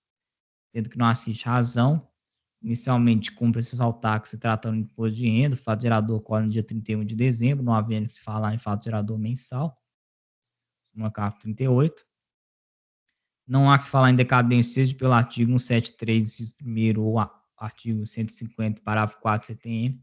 Ex-contribuinte tomou ciência do lançamento 13/12/2011 e o exercício lançado mais longínquo é o de 2007, no calendário 2006. Para além do exposto, ao contrário do que é alegado pelo recorrente, o descumprimento do disposto no artigo 24 da Lei 11.457 de 2007, que delimita em 360 dias o prazo para que a autoridade administrativa profira decisão, não acarreta a decadência e não impõe à administração pública a perda do seu poder e dever de julgar processos administrativos. Também não há que se falar em prescrição, eis que somente tem início após a constituição definitiva do crédito tributário. Também não há que se falar em prescrição intercorrente no processo administrativo. E também entende que os valores dos juros deveriam ser excluídos. Eu entendo que também não lhe assiste razão, embora entendo que a questão se confunde com parte do mérito da demanda, aprecia a título de preliminar, eis que é assim classificado pelo recorrente. Entendo que o pedido do recorrente não encontra amparo legal e somente o depósito montante integral vem previsto pela lei como causa de impedimento na incidência dos juros de mora, entendimento simulado, súmula CAF 5, também cito aqui a jurisprudência do Poder Judiciário. Dessa fórmula, afasta os preliminares levantados pelo recorrente. Sigilo bancário, ou ser breve, cito aqui a decisão do Supremo, rejeita a preliminar. No mérito, também se trata aqui de presunção legal com base no artigo 42, da Lei 9.430, faz todas as considerações costumeiras em relação a casos semelhantes sobre a comprovação de origens, meras cópias dos extratos bancários e demais documentos juntados não se constituem prova hábil para refutar o lançamento, eis que não há comprovação individualizada da origem dos depósitos, baseando as alegações no campo das suposições. Entendo, pois, que agiu com acerto a decisão recorrida, cujas conclusões lá traçadas são coincidentes. O entendimento deste relator acerca da matéria discutida nos autos, transcrevo. Fiscalização realizou um trabalho minucioso, ao passo que o sujeito passivo pretende contestar de forma genérica. Não basta declinar a pessoa depositante, mas a comprovação que exige a lei deve ser a explicitação do negócio jurídico, ônus da prova que não desincumbiu. Para além do exposto, destaque que a apresentação do recurso ocorreu no ano calendário de 2015 e até o presente momento o recorrente não anexou qualquer documento adicional nos autos, tendo tipo suficiente para se manifestar, não havendo que se falar em cerceamento do direito de defesa. Então, como ele repete em parte os seus argumentos, não apresentando fato novo, eu estou conhecendo o recurso voluntário para rejeitar as preliminares e, no mérito, negar-lhe provimento.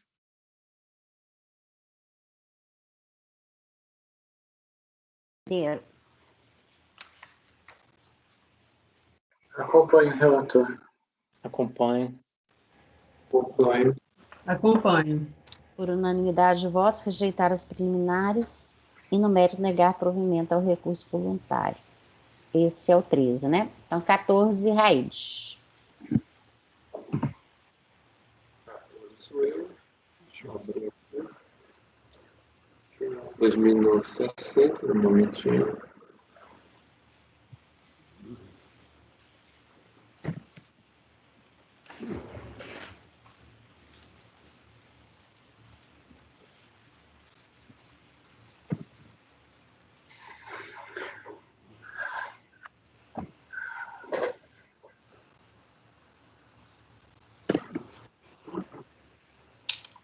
Geraldo Lopes da Silveira, final 2960. Vamos lá?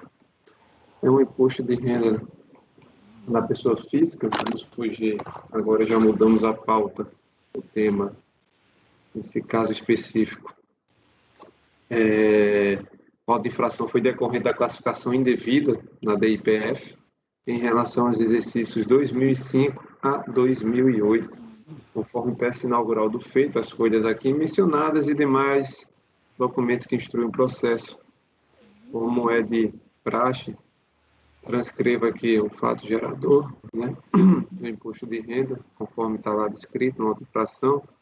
Como é pequeno, vou ler para os senhores. Os seus rendimentos classificados indevidamente. O sujeito passivo classificou indevidamente na declaração de ajuste como rendimentos isentos os rendimentos recebidos da Fundação de Apoio à Tecnologia e Ciência, FATEC, a título de bolsas de estudo e pesquisa.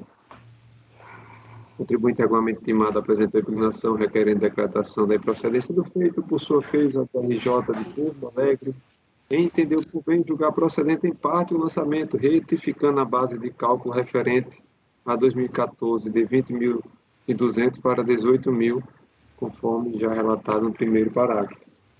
Regulamento intimado e conformado com a decisão recorrida, o autor apresentou recurso voluntário, procurando demonstrar sua improcedência, resolvendo em síntese as seguintes razões. Preliminarmente, pugna pela nulidade da decisão de piso por não analisar todos os argumentos e documentação apresentados na impugnação. Quanto ao mérito, repisa as alegações da impugnação, afirmando que as suas atividades preenchem plenamente os requisitos estabelecidos pela legislação para a fruição da isenção dos rendimentos percebidos pela Fundação. Alega que a bolsa deve ser caracterizada como doação, sendo inadmitida a vinculação com contraprestação de serviço, apresenta um vasto arrazoado em relação à natureza isenta das bolsas percebidas, cita diversas decisões judiciais sobre o tema. Por fim, que o conhecimento e provimento do seu recurso não houve apresentação de contra-razões, é o relatório. Passando para o voto, o recurso é tempestivo dele, eu conheço. Quanto a preliminar da nulidade da decisão de piso, eu digo: o recorrente entende que a decisão recorrida não analisou a vasta documentação acostada aos autos, nada mencionando sobre a especificidade dos projetos em que atuou ou sobre a forma como se deu a sua atuação nos mesmos. Alega que os julgadores simplesmente optaram por não analisar nenhuma das provas carreadas aos autos, julgando todas as impugnações opostas pelos bolsistas da FATEC como se fosse uma. Ocorre que o órgão julgador não é obrigado a rebater cada um dos argumentos declinados pelo contribuinte, aqui compreendida a documentação relacionada aos autos, desde que tenha adotado argumento suficiente para fundamentar sua decisão. Assim, já se orientou a jurisprudência deste Conselho, seguindo as decisões do STJ, o qual transcreve aqui jurisprudência administrativa, bem como decisão do STJ. Depreende da decisão de piso que a autoridade julgadora baseou-se na existência cumulativa de 3 requisitos necessários para a fruição da isenção sobre os valores pagos a título de bolsa de estudos, pesquisa e extensão, quais sejam: serem caracterizadas como doação, serem recebidas exclusivamente para proceder a estudos e ou pesquisas, e os resultados dessas atividades não podem representar vantagens para o doador, nem importar contra a prestação de serviço. Embora não tenha havido uma análise particularizada do contrato, projeto, na decisão ACOR, penso que deve ser afastada a preliminar solicitada pelo recorrente, por quanto as razões que levaram o julgador de primeira instância a concluir pela improcedência da impugnação estão evidenciadas no acordo recorrido, ainda que de forma sucinta, conforme transcrito neste relatório. Transcrevo aqui as razões da DRJ, portanto, afasta a nulidade pleiteada. Em relação ao mérito, eu digo, da natureza dos rendimentos.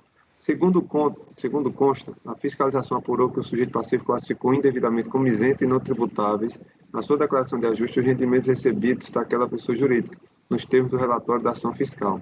A partir desses elementos, a fiscalização promoveu o lançamento da diferença de imposto para os exercícios 2005 a 2008, reclassificando os rendimentos como decorrentes do trabalho sem vínculo empregatício.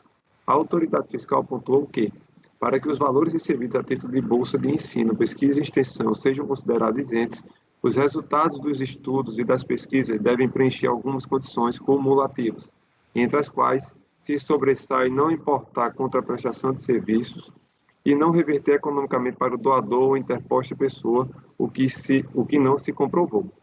Por sua vez, o contribuinte aduz que a fundação doadora não obtém nenhum proveito econômico nem contra a prestação de serviços diretos do beneficiário dos valores doados. Tampouco os contratantes dos serviços de pesquisa e extensão têm relação alguma com o docente agraciado com a bolsa, não podendo a legislação civil aplicada aos contratos de doação ter interpretação diferenciada no campo tributário, citando o artigo do PRCTN. Ressalta que a isenção é pauta objetiva e estimular o docente a desenvolver atividades não obrigatórias, colaborando com a inovação e o desenvolvimento científico e tecnológico social. As atividades destinaram-se a desenvolver um curso de extensão profissional. Assevera que, para ser tributada a bolsa recebida, deveria ser resultado de contrato de trabalho assalariado ou resultar do exercício de cargo, emprego ou função, citando no RIR 99 vigente à época, não se inserindo nessas hipóteses os bolsistas da FATEC.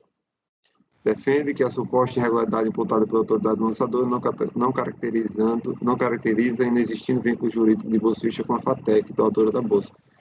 Aí eu digo, pois bem, antes mesmo de adentrar o mérito da questão, como trazer à baila os dispositivos legais que regulamentam a matéria que assim prescreve. Saio citando aqui o artigo 26 da Lei 9.250, bem como o RIR 99, vigente à época, no seu artigo 39, 43, entre diversas outras legislações que aqui transcrevo. Tá?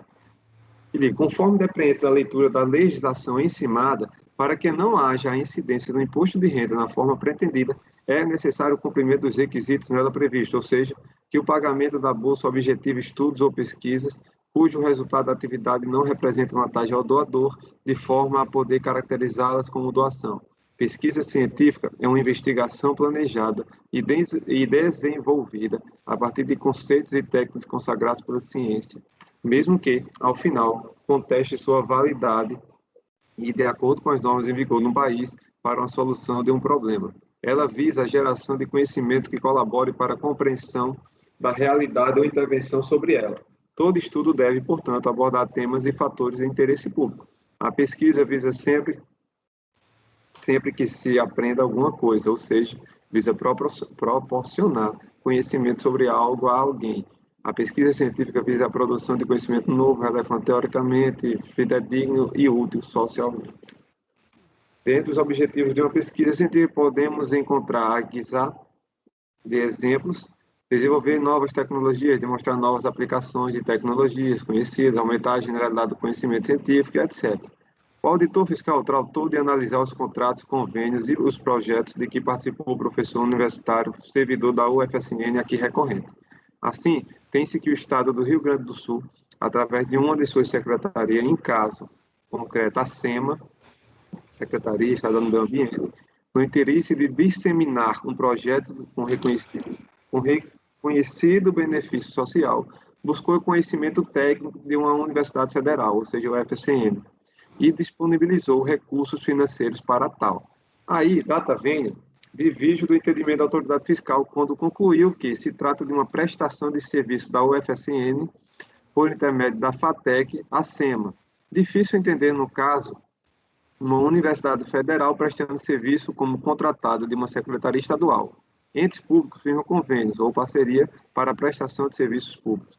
Assim, por exemplo, celebrou o convênio em 13 de dezembro de 2001, entre a SEMA e a FATEC, com interveniência do Departamento de Recurso Hídrico do Rio Grande e da UFSN, para a implementação da conjunção de esforços técnicos, econômicos, financeiros, administrativos e de pesquisa, no sentido de realização de ações de apoio necessárias à implantação da outorga do uso da água da bacia do Rio Santa Maria por prazo determinado de 20 meses.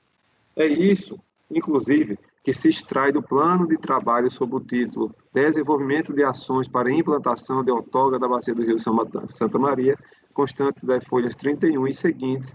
Na folha 40, mais especificamente, observe-se que a Universidade Federal aponta como forma de execução do projeto o convênio com o Departamento de Recursos Hídricos.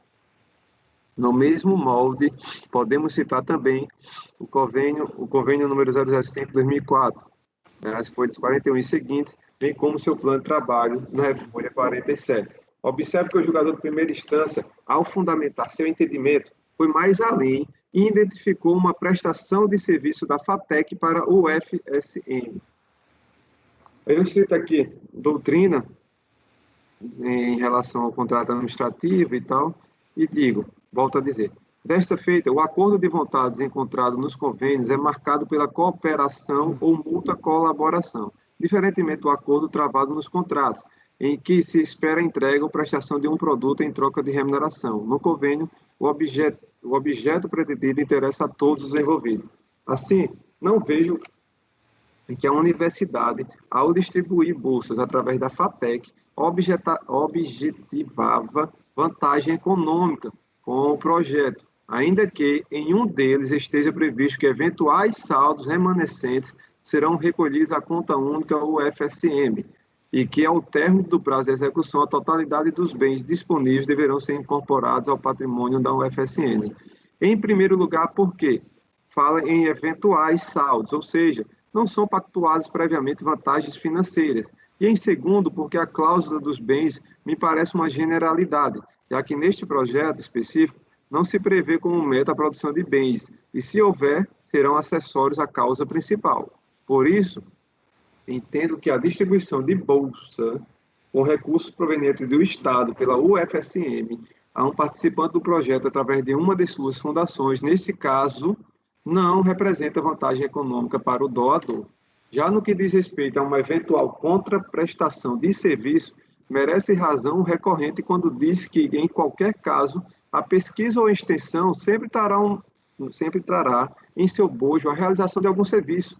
Obviamente que o bolsista sempre terá que realizar uma tarefa, produzir alguma coisa, gerar algo para que receba a bolsa. Caso não o faça, deverá ter a bolsa suspensa ou cancelada, mas, no caso, essa não é a razão principal da bolsa, que se trata de mera decorrência de sua participação no projeto. Ao contrário do quanto decidido pela decisão de piso, pela análise dos documentos constantes dos autos, entendo que os preceitos da Lei 8.958, Decreto 5.202, bem como as alterações ocorridas pela Lei 12.349, Decreto 7423, não foram infringidos. A meu ver, não houve contraprestação de serviço propriamente dita, mas sim prática da docência, pesquisa e extensão pelo contribuinte. Nesse sentido, transcrevo o trecho do acórdão 2801-003, presente, que examina um caso parecido, para não dizer idêntico. Aí aqui transcrevo o raciocínio lá dispendido nesse acórdão, né, a conclusão, uma parte da conclusão. No mesmo sentido, caminho também para citar a conclusão constante do acórdão 2801, aqui eu tenho que trocar o número, mas o número é diferente, depois eu tenho que ver esse acórdão aqui, tá? Só para ver. Deixar aqui naquele parte que eu acho que eu errei o número desse acórdão.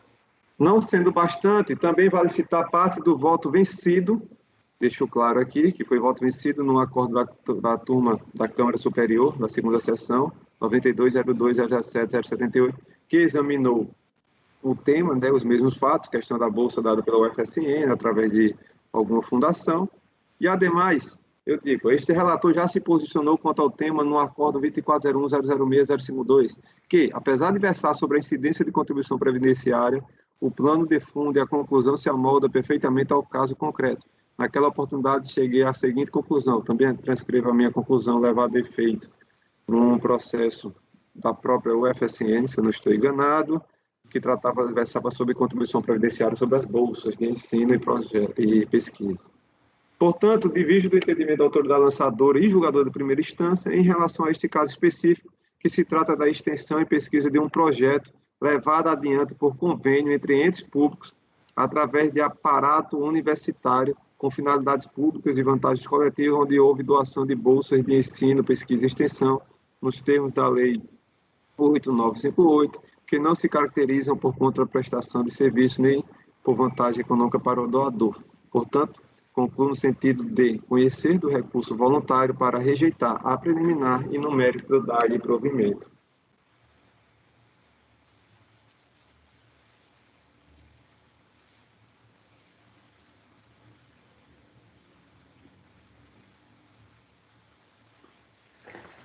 Esse senhor, ele é professor da universidade, certo? Na verdade, bom, não estou falando que é o caso concreto, tá? Mas eu já fui professora universitária de Universidade Federal e posso dizer que essas instituições de apoio, elas eram criadas para dar um jeito de aumentar a remuneração dos professores, sabe? Em alguns casos. E eu vi, acordam também na mesma situação, do mesmo jeito que você citou alguns aí que eram no sentido de considerar, no sentido contrário. Tem também. Tipo 2402-005-761. E diante do que eu já vivenciei, eu estou mais para o sentido contrário. Tem. É tanto que eu digo aqui, quando eu cito o 9202 da turma superior, para chegar lá já houve essa divergência, né? E lá foi, não sei se foi por qualidade ou maioria, não lembro, né? Chegaram à conclusão de que deveria incidir o imposto de renda. Mas eu me posicionei a favor do voto vencido. Ok. Bom, alguém quer perguntar alguma coisa? Deixa eu só perguntar ao doutor Raíde. Basicamente aqui a controvérsia acaba sendo se o resultado da pesquisa reverteu ao doador ou não. Seria basicamente a distinção seria basicamente essa, né? Dois pontos. Aqui houve a prestação de serviço, né? E que a vantagem se revertia ao doador. Então, mas aí é nessa questão da vantagem revertida ao doador, que eu não consegui localizar o relatório. A fiscalização falou alguma coisa sobre isso ou não? Só falou que é prestação de serviço e... Eu não cheguei a ler, mas eu localizei aqui, lá na página 96, a fiscalização está falando projeto a projeto. O relatório, doutor Rodrigo, acho que está na página 107 a 112. Pelo que eu recordo... Eu estou lendo no lugar errado. No meu relatório está 107 a 112. Talvez eu... É no mínimo estranho falar que isso é uma doação pura e simples também, porque, na verdade, o pesquisador ele vai trabalhar, né? Ele não está recebendo dinheiro a custo gratuito sem fazer nada em troca. Ele vai Exatamente. Mas é que, para mim, ele fica que o recorrente acaba falando que a pesquisa, todo o resultado do trabalho dele foi para domínio público. E eu entendo aquele dispositivo ali, se a pesquisa fosse só para a FATEC, no caso, né? Mas não é.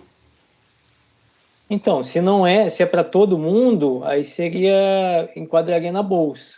Não necessariamente todo mundo. Às vezes, uma empresa contrata a universidade para fazer a pesquisa, a universidade passa o contrato para a fundação de apoio, porque isso na verdade, a empresa quer... É difícil falar isso aqui, mas, na verdade, a empresa, às vezes, quer contratar aquele professor que é regime de dedicação exclusiva e não pode prestar serviço. Aí cria-se essas entidades de apoio, onde se lotam esses professores DE, e aí a empresa contrata a universidade que, por meio da fundação de apoio, presta o serviço para aquela empresa. Não, entendi, entendeu? Mas se o serviço é para a empresa só, aí não seria, mas se o resultado da pesquisa vai para... como se fosse num... Normalmente não é domínio público aqui, não. Normalmente não. É para empresas privadas que contratam aquela pesquisa propriamente dita. Então, aí, nesse caso, é que eu estou tentando ver se... Pesquisas simulação da cobrança de uso da água da bacia do Rio Tal em apoio ao processo de implementação do Sistema Estadual de Recursos Hídricos regulamentada pela Lei Estadual tal. O produto obtido consiste na simulação de valores das contribuições financeiras pelo uso da água, considerando investimentos necessários, serviços de obra, para a melhoria da oferta qualitativa dos recursos hídricos, disponibilidade de pagamento dos usuários da água da bacia. Isso é que o fiscal está alegando em um dos projetos. Aonde que está, doutor Pinho? Folha 96. Porque a DRJ foi bem sucinta nessa parte aí. Foi telegráfico. O outro precedente que o Dr. Raid cita, eu até votei no sentido diverso, mas lá é o seguinte, eu vejo que lá é uma fundação médica e ele de fato havia prestação de serviços, né, que estava nesses residentes médicos, né, que tinham lá a necessidade de comparecer ao hospital, então não era uma pesquisa em si, aí sim eu vislumbrei aqui uma vantagem econômica, né, mas nesse caso aqui não me pareceu que a motivação da fiscalização tenha aprofundado nesse ponto. E, de fato, qualquer projeto de pesquisa tem um resultado. Mas é um resultado tão específico como, por exemplo, metodologia de avaliação de impacto, condicionante significativo no meio físico e sua relação com variáveis operacionais do sistema de geração de energia elétrica, subsidiando o sistema de apoio à tomada de decisões para o licenciamento ambiental de empreendimentos hidrelétricos no estado do Rio Grande do Sul. É tão específico. Existem projetos de doutorado, por exemplo, que são para investigar a poluição e a consequência no rio tal, e para a população. Então, assim, eu acho que para... Aqui não era para a população, aqui era para hidrelétrica. Certificação de risco ambiental. Vai poder fazer uma usina hidrelétrica aqui ou não vai? Eu não vejo isso como um aproveitamento da sociedade, não. Eu sei que eu vi várias jurisprudências, né, em relação à bolsa de ensino, de pesquisa e extensão. Uhum. Se não estou enganado, para não dizer 100%, acho que 99% diz respeito, acho que deve ter sido decorrente de uma fiscalização, são da UFSM. A mesmo né? Essa Patec, né? Eu não achei nenhuma análogo a essa de questão da SEMA, de meio ambiente, né, pelo relatório lá, mas sempre são da mesma faculdade, normalmente. E tem, como a doutora Miriam já falou, diversos resultados, seja para excluir da tributação, seja para manter. Aqui no caso, inclusive, olha, a SEMA é envolvida, a empresa é envolvida. Quer dizer, o resultado da pesquisa é para satisfazer uma consultoria da empresa de geração de energia lá. Esse negócio de fundação de apoio, ele é complicado. Caracterizando a ação pura e simples é muito difícil. Bom, é isso. Eu não acho que é... porque também nada impede ele fazer um serviço para a empresa e depois publicar também, né? Esse negócio de pesquisa é para a empresa, é para a empresa de geração de energia, até verificar a viabilidade, instaurar ali o risco ambiental numa hidrelétrica, é isso aí. É um trabalho específico, não é para a coletividade. É muito difícil você caracterizar que é efetivamente uma doação. Muito difícil. Bom, ok. Alguém quer perguntar mais alguma coisa?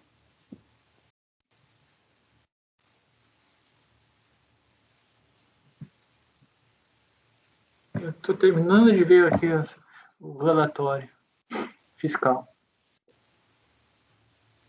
Essa questão das sobras, doutor Raid, está em todos os 3 contratos? Ou...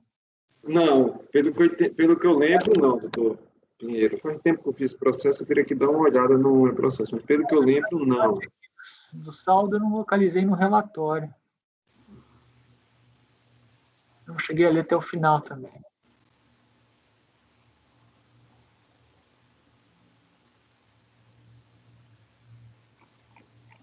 Porque, como eu disse, o fiscal vai pela linha de... A linha do que mesmo? Eu trago aqui ministro volta.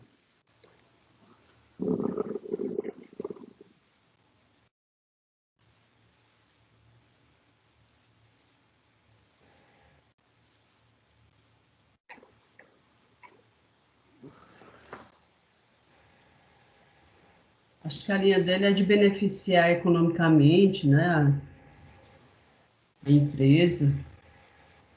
Acho que traz alguma coisa nesse sentido. Estou vendo, não estou vendo nada. O fiscal foca mais nessa parte do contrato e tal, de benefício e aí a DRJ vem e vai um pouco mais além e identifica uma eventual prestação de serviço, né? Não, mas o próprio fiscal aqui fala em prestação de serviço. Está muito claro nos projetos acima analisados. Mas a prestação de serviço da pessoa física, né, propriamente dita. A DRJ vai também além e identifica uma prestação de serviço da própria fundação para o UFSM. Ainda vai um pouco mais além. A prestação de serviço é inerente, né, da pessoa física, como eu trato aqui no meu voto. A gente fica nessa linha da vantagem econômica. A pesquisa, isso que não é voltada à pesquisa. Não me parece isso. É tão direcionado, é tão específico, que eu tenho dificuldade em vislumbrar pesquisa.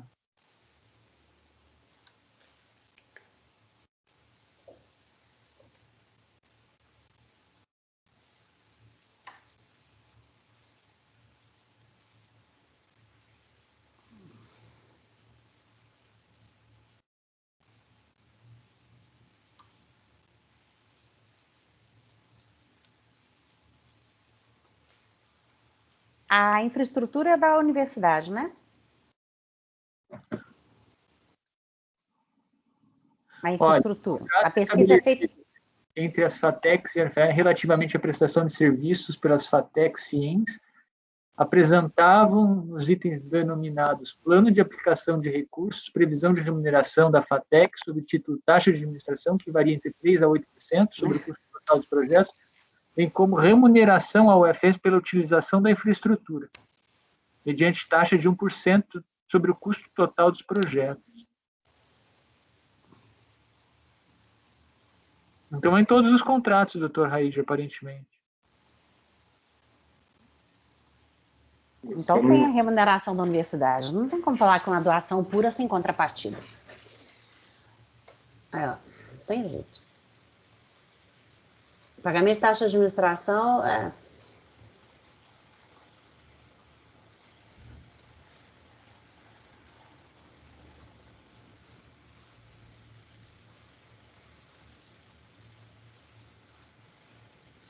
o mesmo caso do acordo da Câmara Superior, onde ele relata que, e do acordo 2402 a 05760.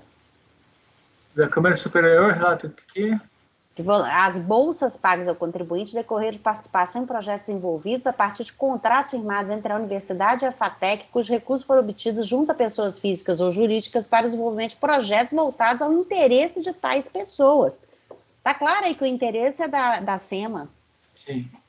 Por certo, não há a considerar que esses pagamentos tenham constituído mera liberalidade em favor do contribuinte, tampouco produz atividades por eles envolvidas, não tem representado vantagem a contratante aos financiadores dos projetos. Ao contrário, todos os serviços remunerados sob a forma de bolsa de extensão exigiam resultados específicos em benefício dos financiadores, ou seja, os valores recebidos pelo sujeito passivo tratavam-se em verdade de pagamentos efetuados em razão de prestação de serviço, não havendo como caracterizá-los como doação. Além do mais, contratos, a FATEC, né, pelos serviços, remuneração à universidade pela utilização de sua infraestrutura. É o que acontece sempre com essas fundações de apoio, elas sempre vão usar a estrutura da universidade. Como eu já disse, eu conheci isso aí por dentro. É uma forma de remunerar os professores, porque eles não podem ir para prestar serviço por serem dedicação exclusiva. Infelizmente, é isso que a gente vê. Não tem como caracterizar isso como uma doação pura e simples. Bom, Pedro? Eu acho que, consta do relatório fiscal, descrição dos serviços, essa questão das taxas de administração, utilização, tudo, dos projetos, não é efetivamente uma bolsa nos termos da legislação. Inclusive, esse acordo que citou o doutor Mateus exatamente trata dessa mesma Universidade Federal de Santa Maria? Não, não é a mesma, não. Não é a mesma universidade? Não. Lá é Rio Grande do Sul. É do Rio Grande do Sul, essa. E não é a mesma? Deixa eu ver aqui. Não. É diferente. Lá era a fundação, médico, prestava serviço médico. Então, por que no voto da doutora Elaine, esse acórdão aqui da Câmara Superior, ela fala em um FSM, sim. Ah, não, estou falando do voto que eu citei, daqui que o doutor Matheus citou aqui da turma, não da... Estou tratando do da turma, estou tratando da Câmara Superior, que o senhor citou o voto vencido. A Superior é da UFSM. É uma universidade. É isso. Que também trata de FATEC. Isso. Pinheiro. Então, eu vou divergir. Uma vez divergindo, há alguma outra questão que eu deva enfrentar aqui, doutor Raide? Ou é só esses pontos que são alegados? Só essa questão de fundo mesmo? Topei, são só esses pontos aqui. Não tem mais nada. Mais nada. Deixa eu só conferir se não tem nada em relação à questão da multa lá de ofício e da taxa Selic. Só para rapidinho só abrir o processo. Tá, enquanto você confere aí, a gente pode continuar com a votação. Matheus. Com o relator. Com a divergência. André. Com o relator. Eu voto com a divergência. Mas, então, por determinação 19E, em face do empate, dar provimento ao recurso voluntário. Vencidos os conselheiros Pinheiro, Rodrigo,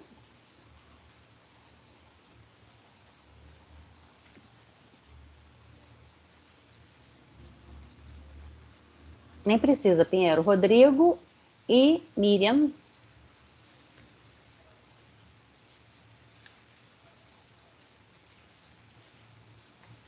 Era só isso, né? Quer dizer, precisa sim.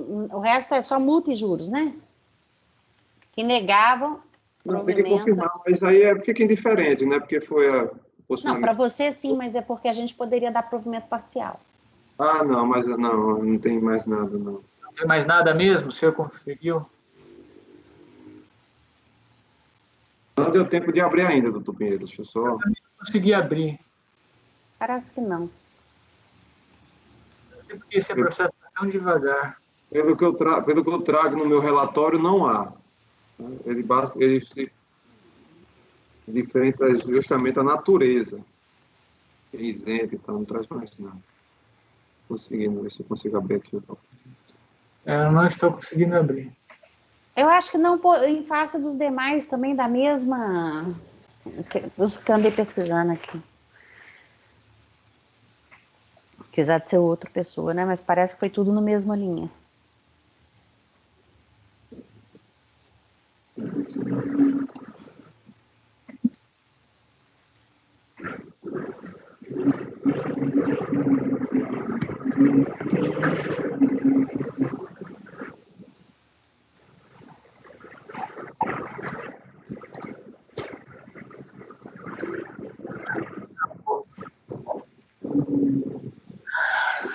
Bom, é isso? Então, Não consigo abrir. Ele falou, aí disse só isso, não é do provimento. Mas não consegui confirmar. Só estou tentando abrir aqui, tá abrindo. Só achar o recurso aqui rapidamente. O meu processo não está respondendo aqui o arquivo e fica pensando.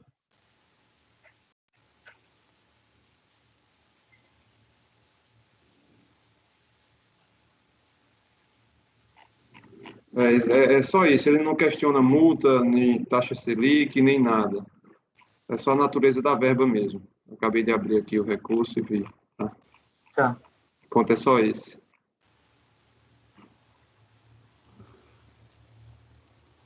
Então, negar provimento, certo? O Pinheiro e o Rodrigo.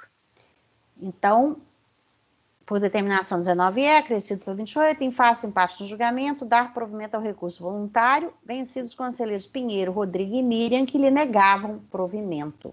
Tem a preliminar, né, doutora Miriam? Acho que a preliminar é unanimidade. Tem uma preliminar. Tá. Então, peraí. Decisão.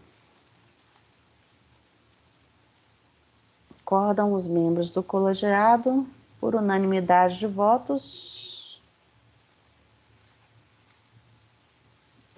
rejeitar a preliminar, não é isso? Ponto. No mérito, bem lembrado. Aí o que eu já falei, empate, certo? Vamos almoçar? Vamos? Pausa. Marco Antônio, obrigada. Até amanhã. Pode parar a gravação.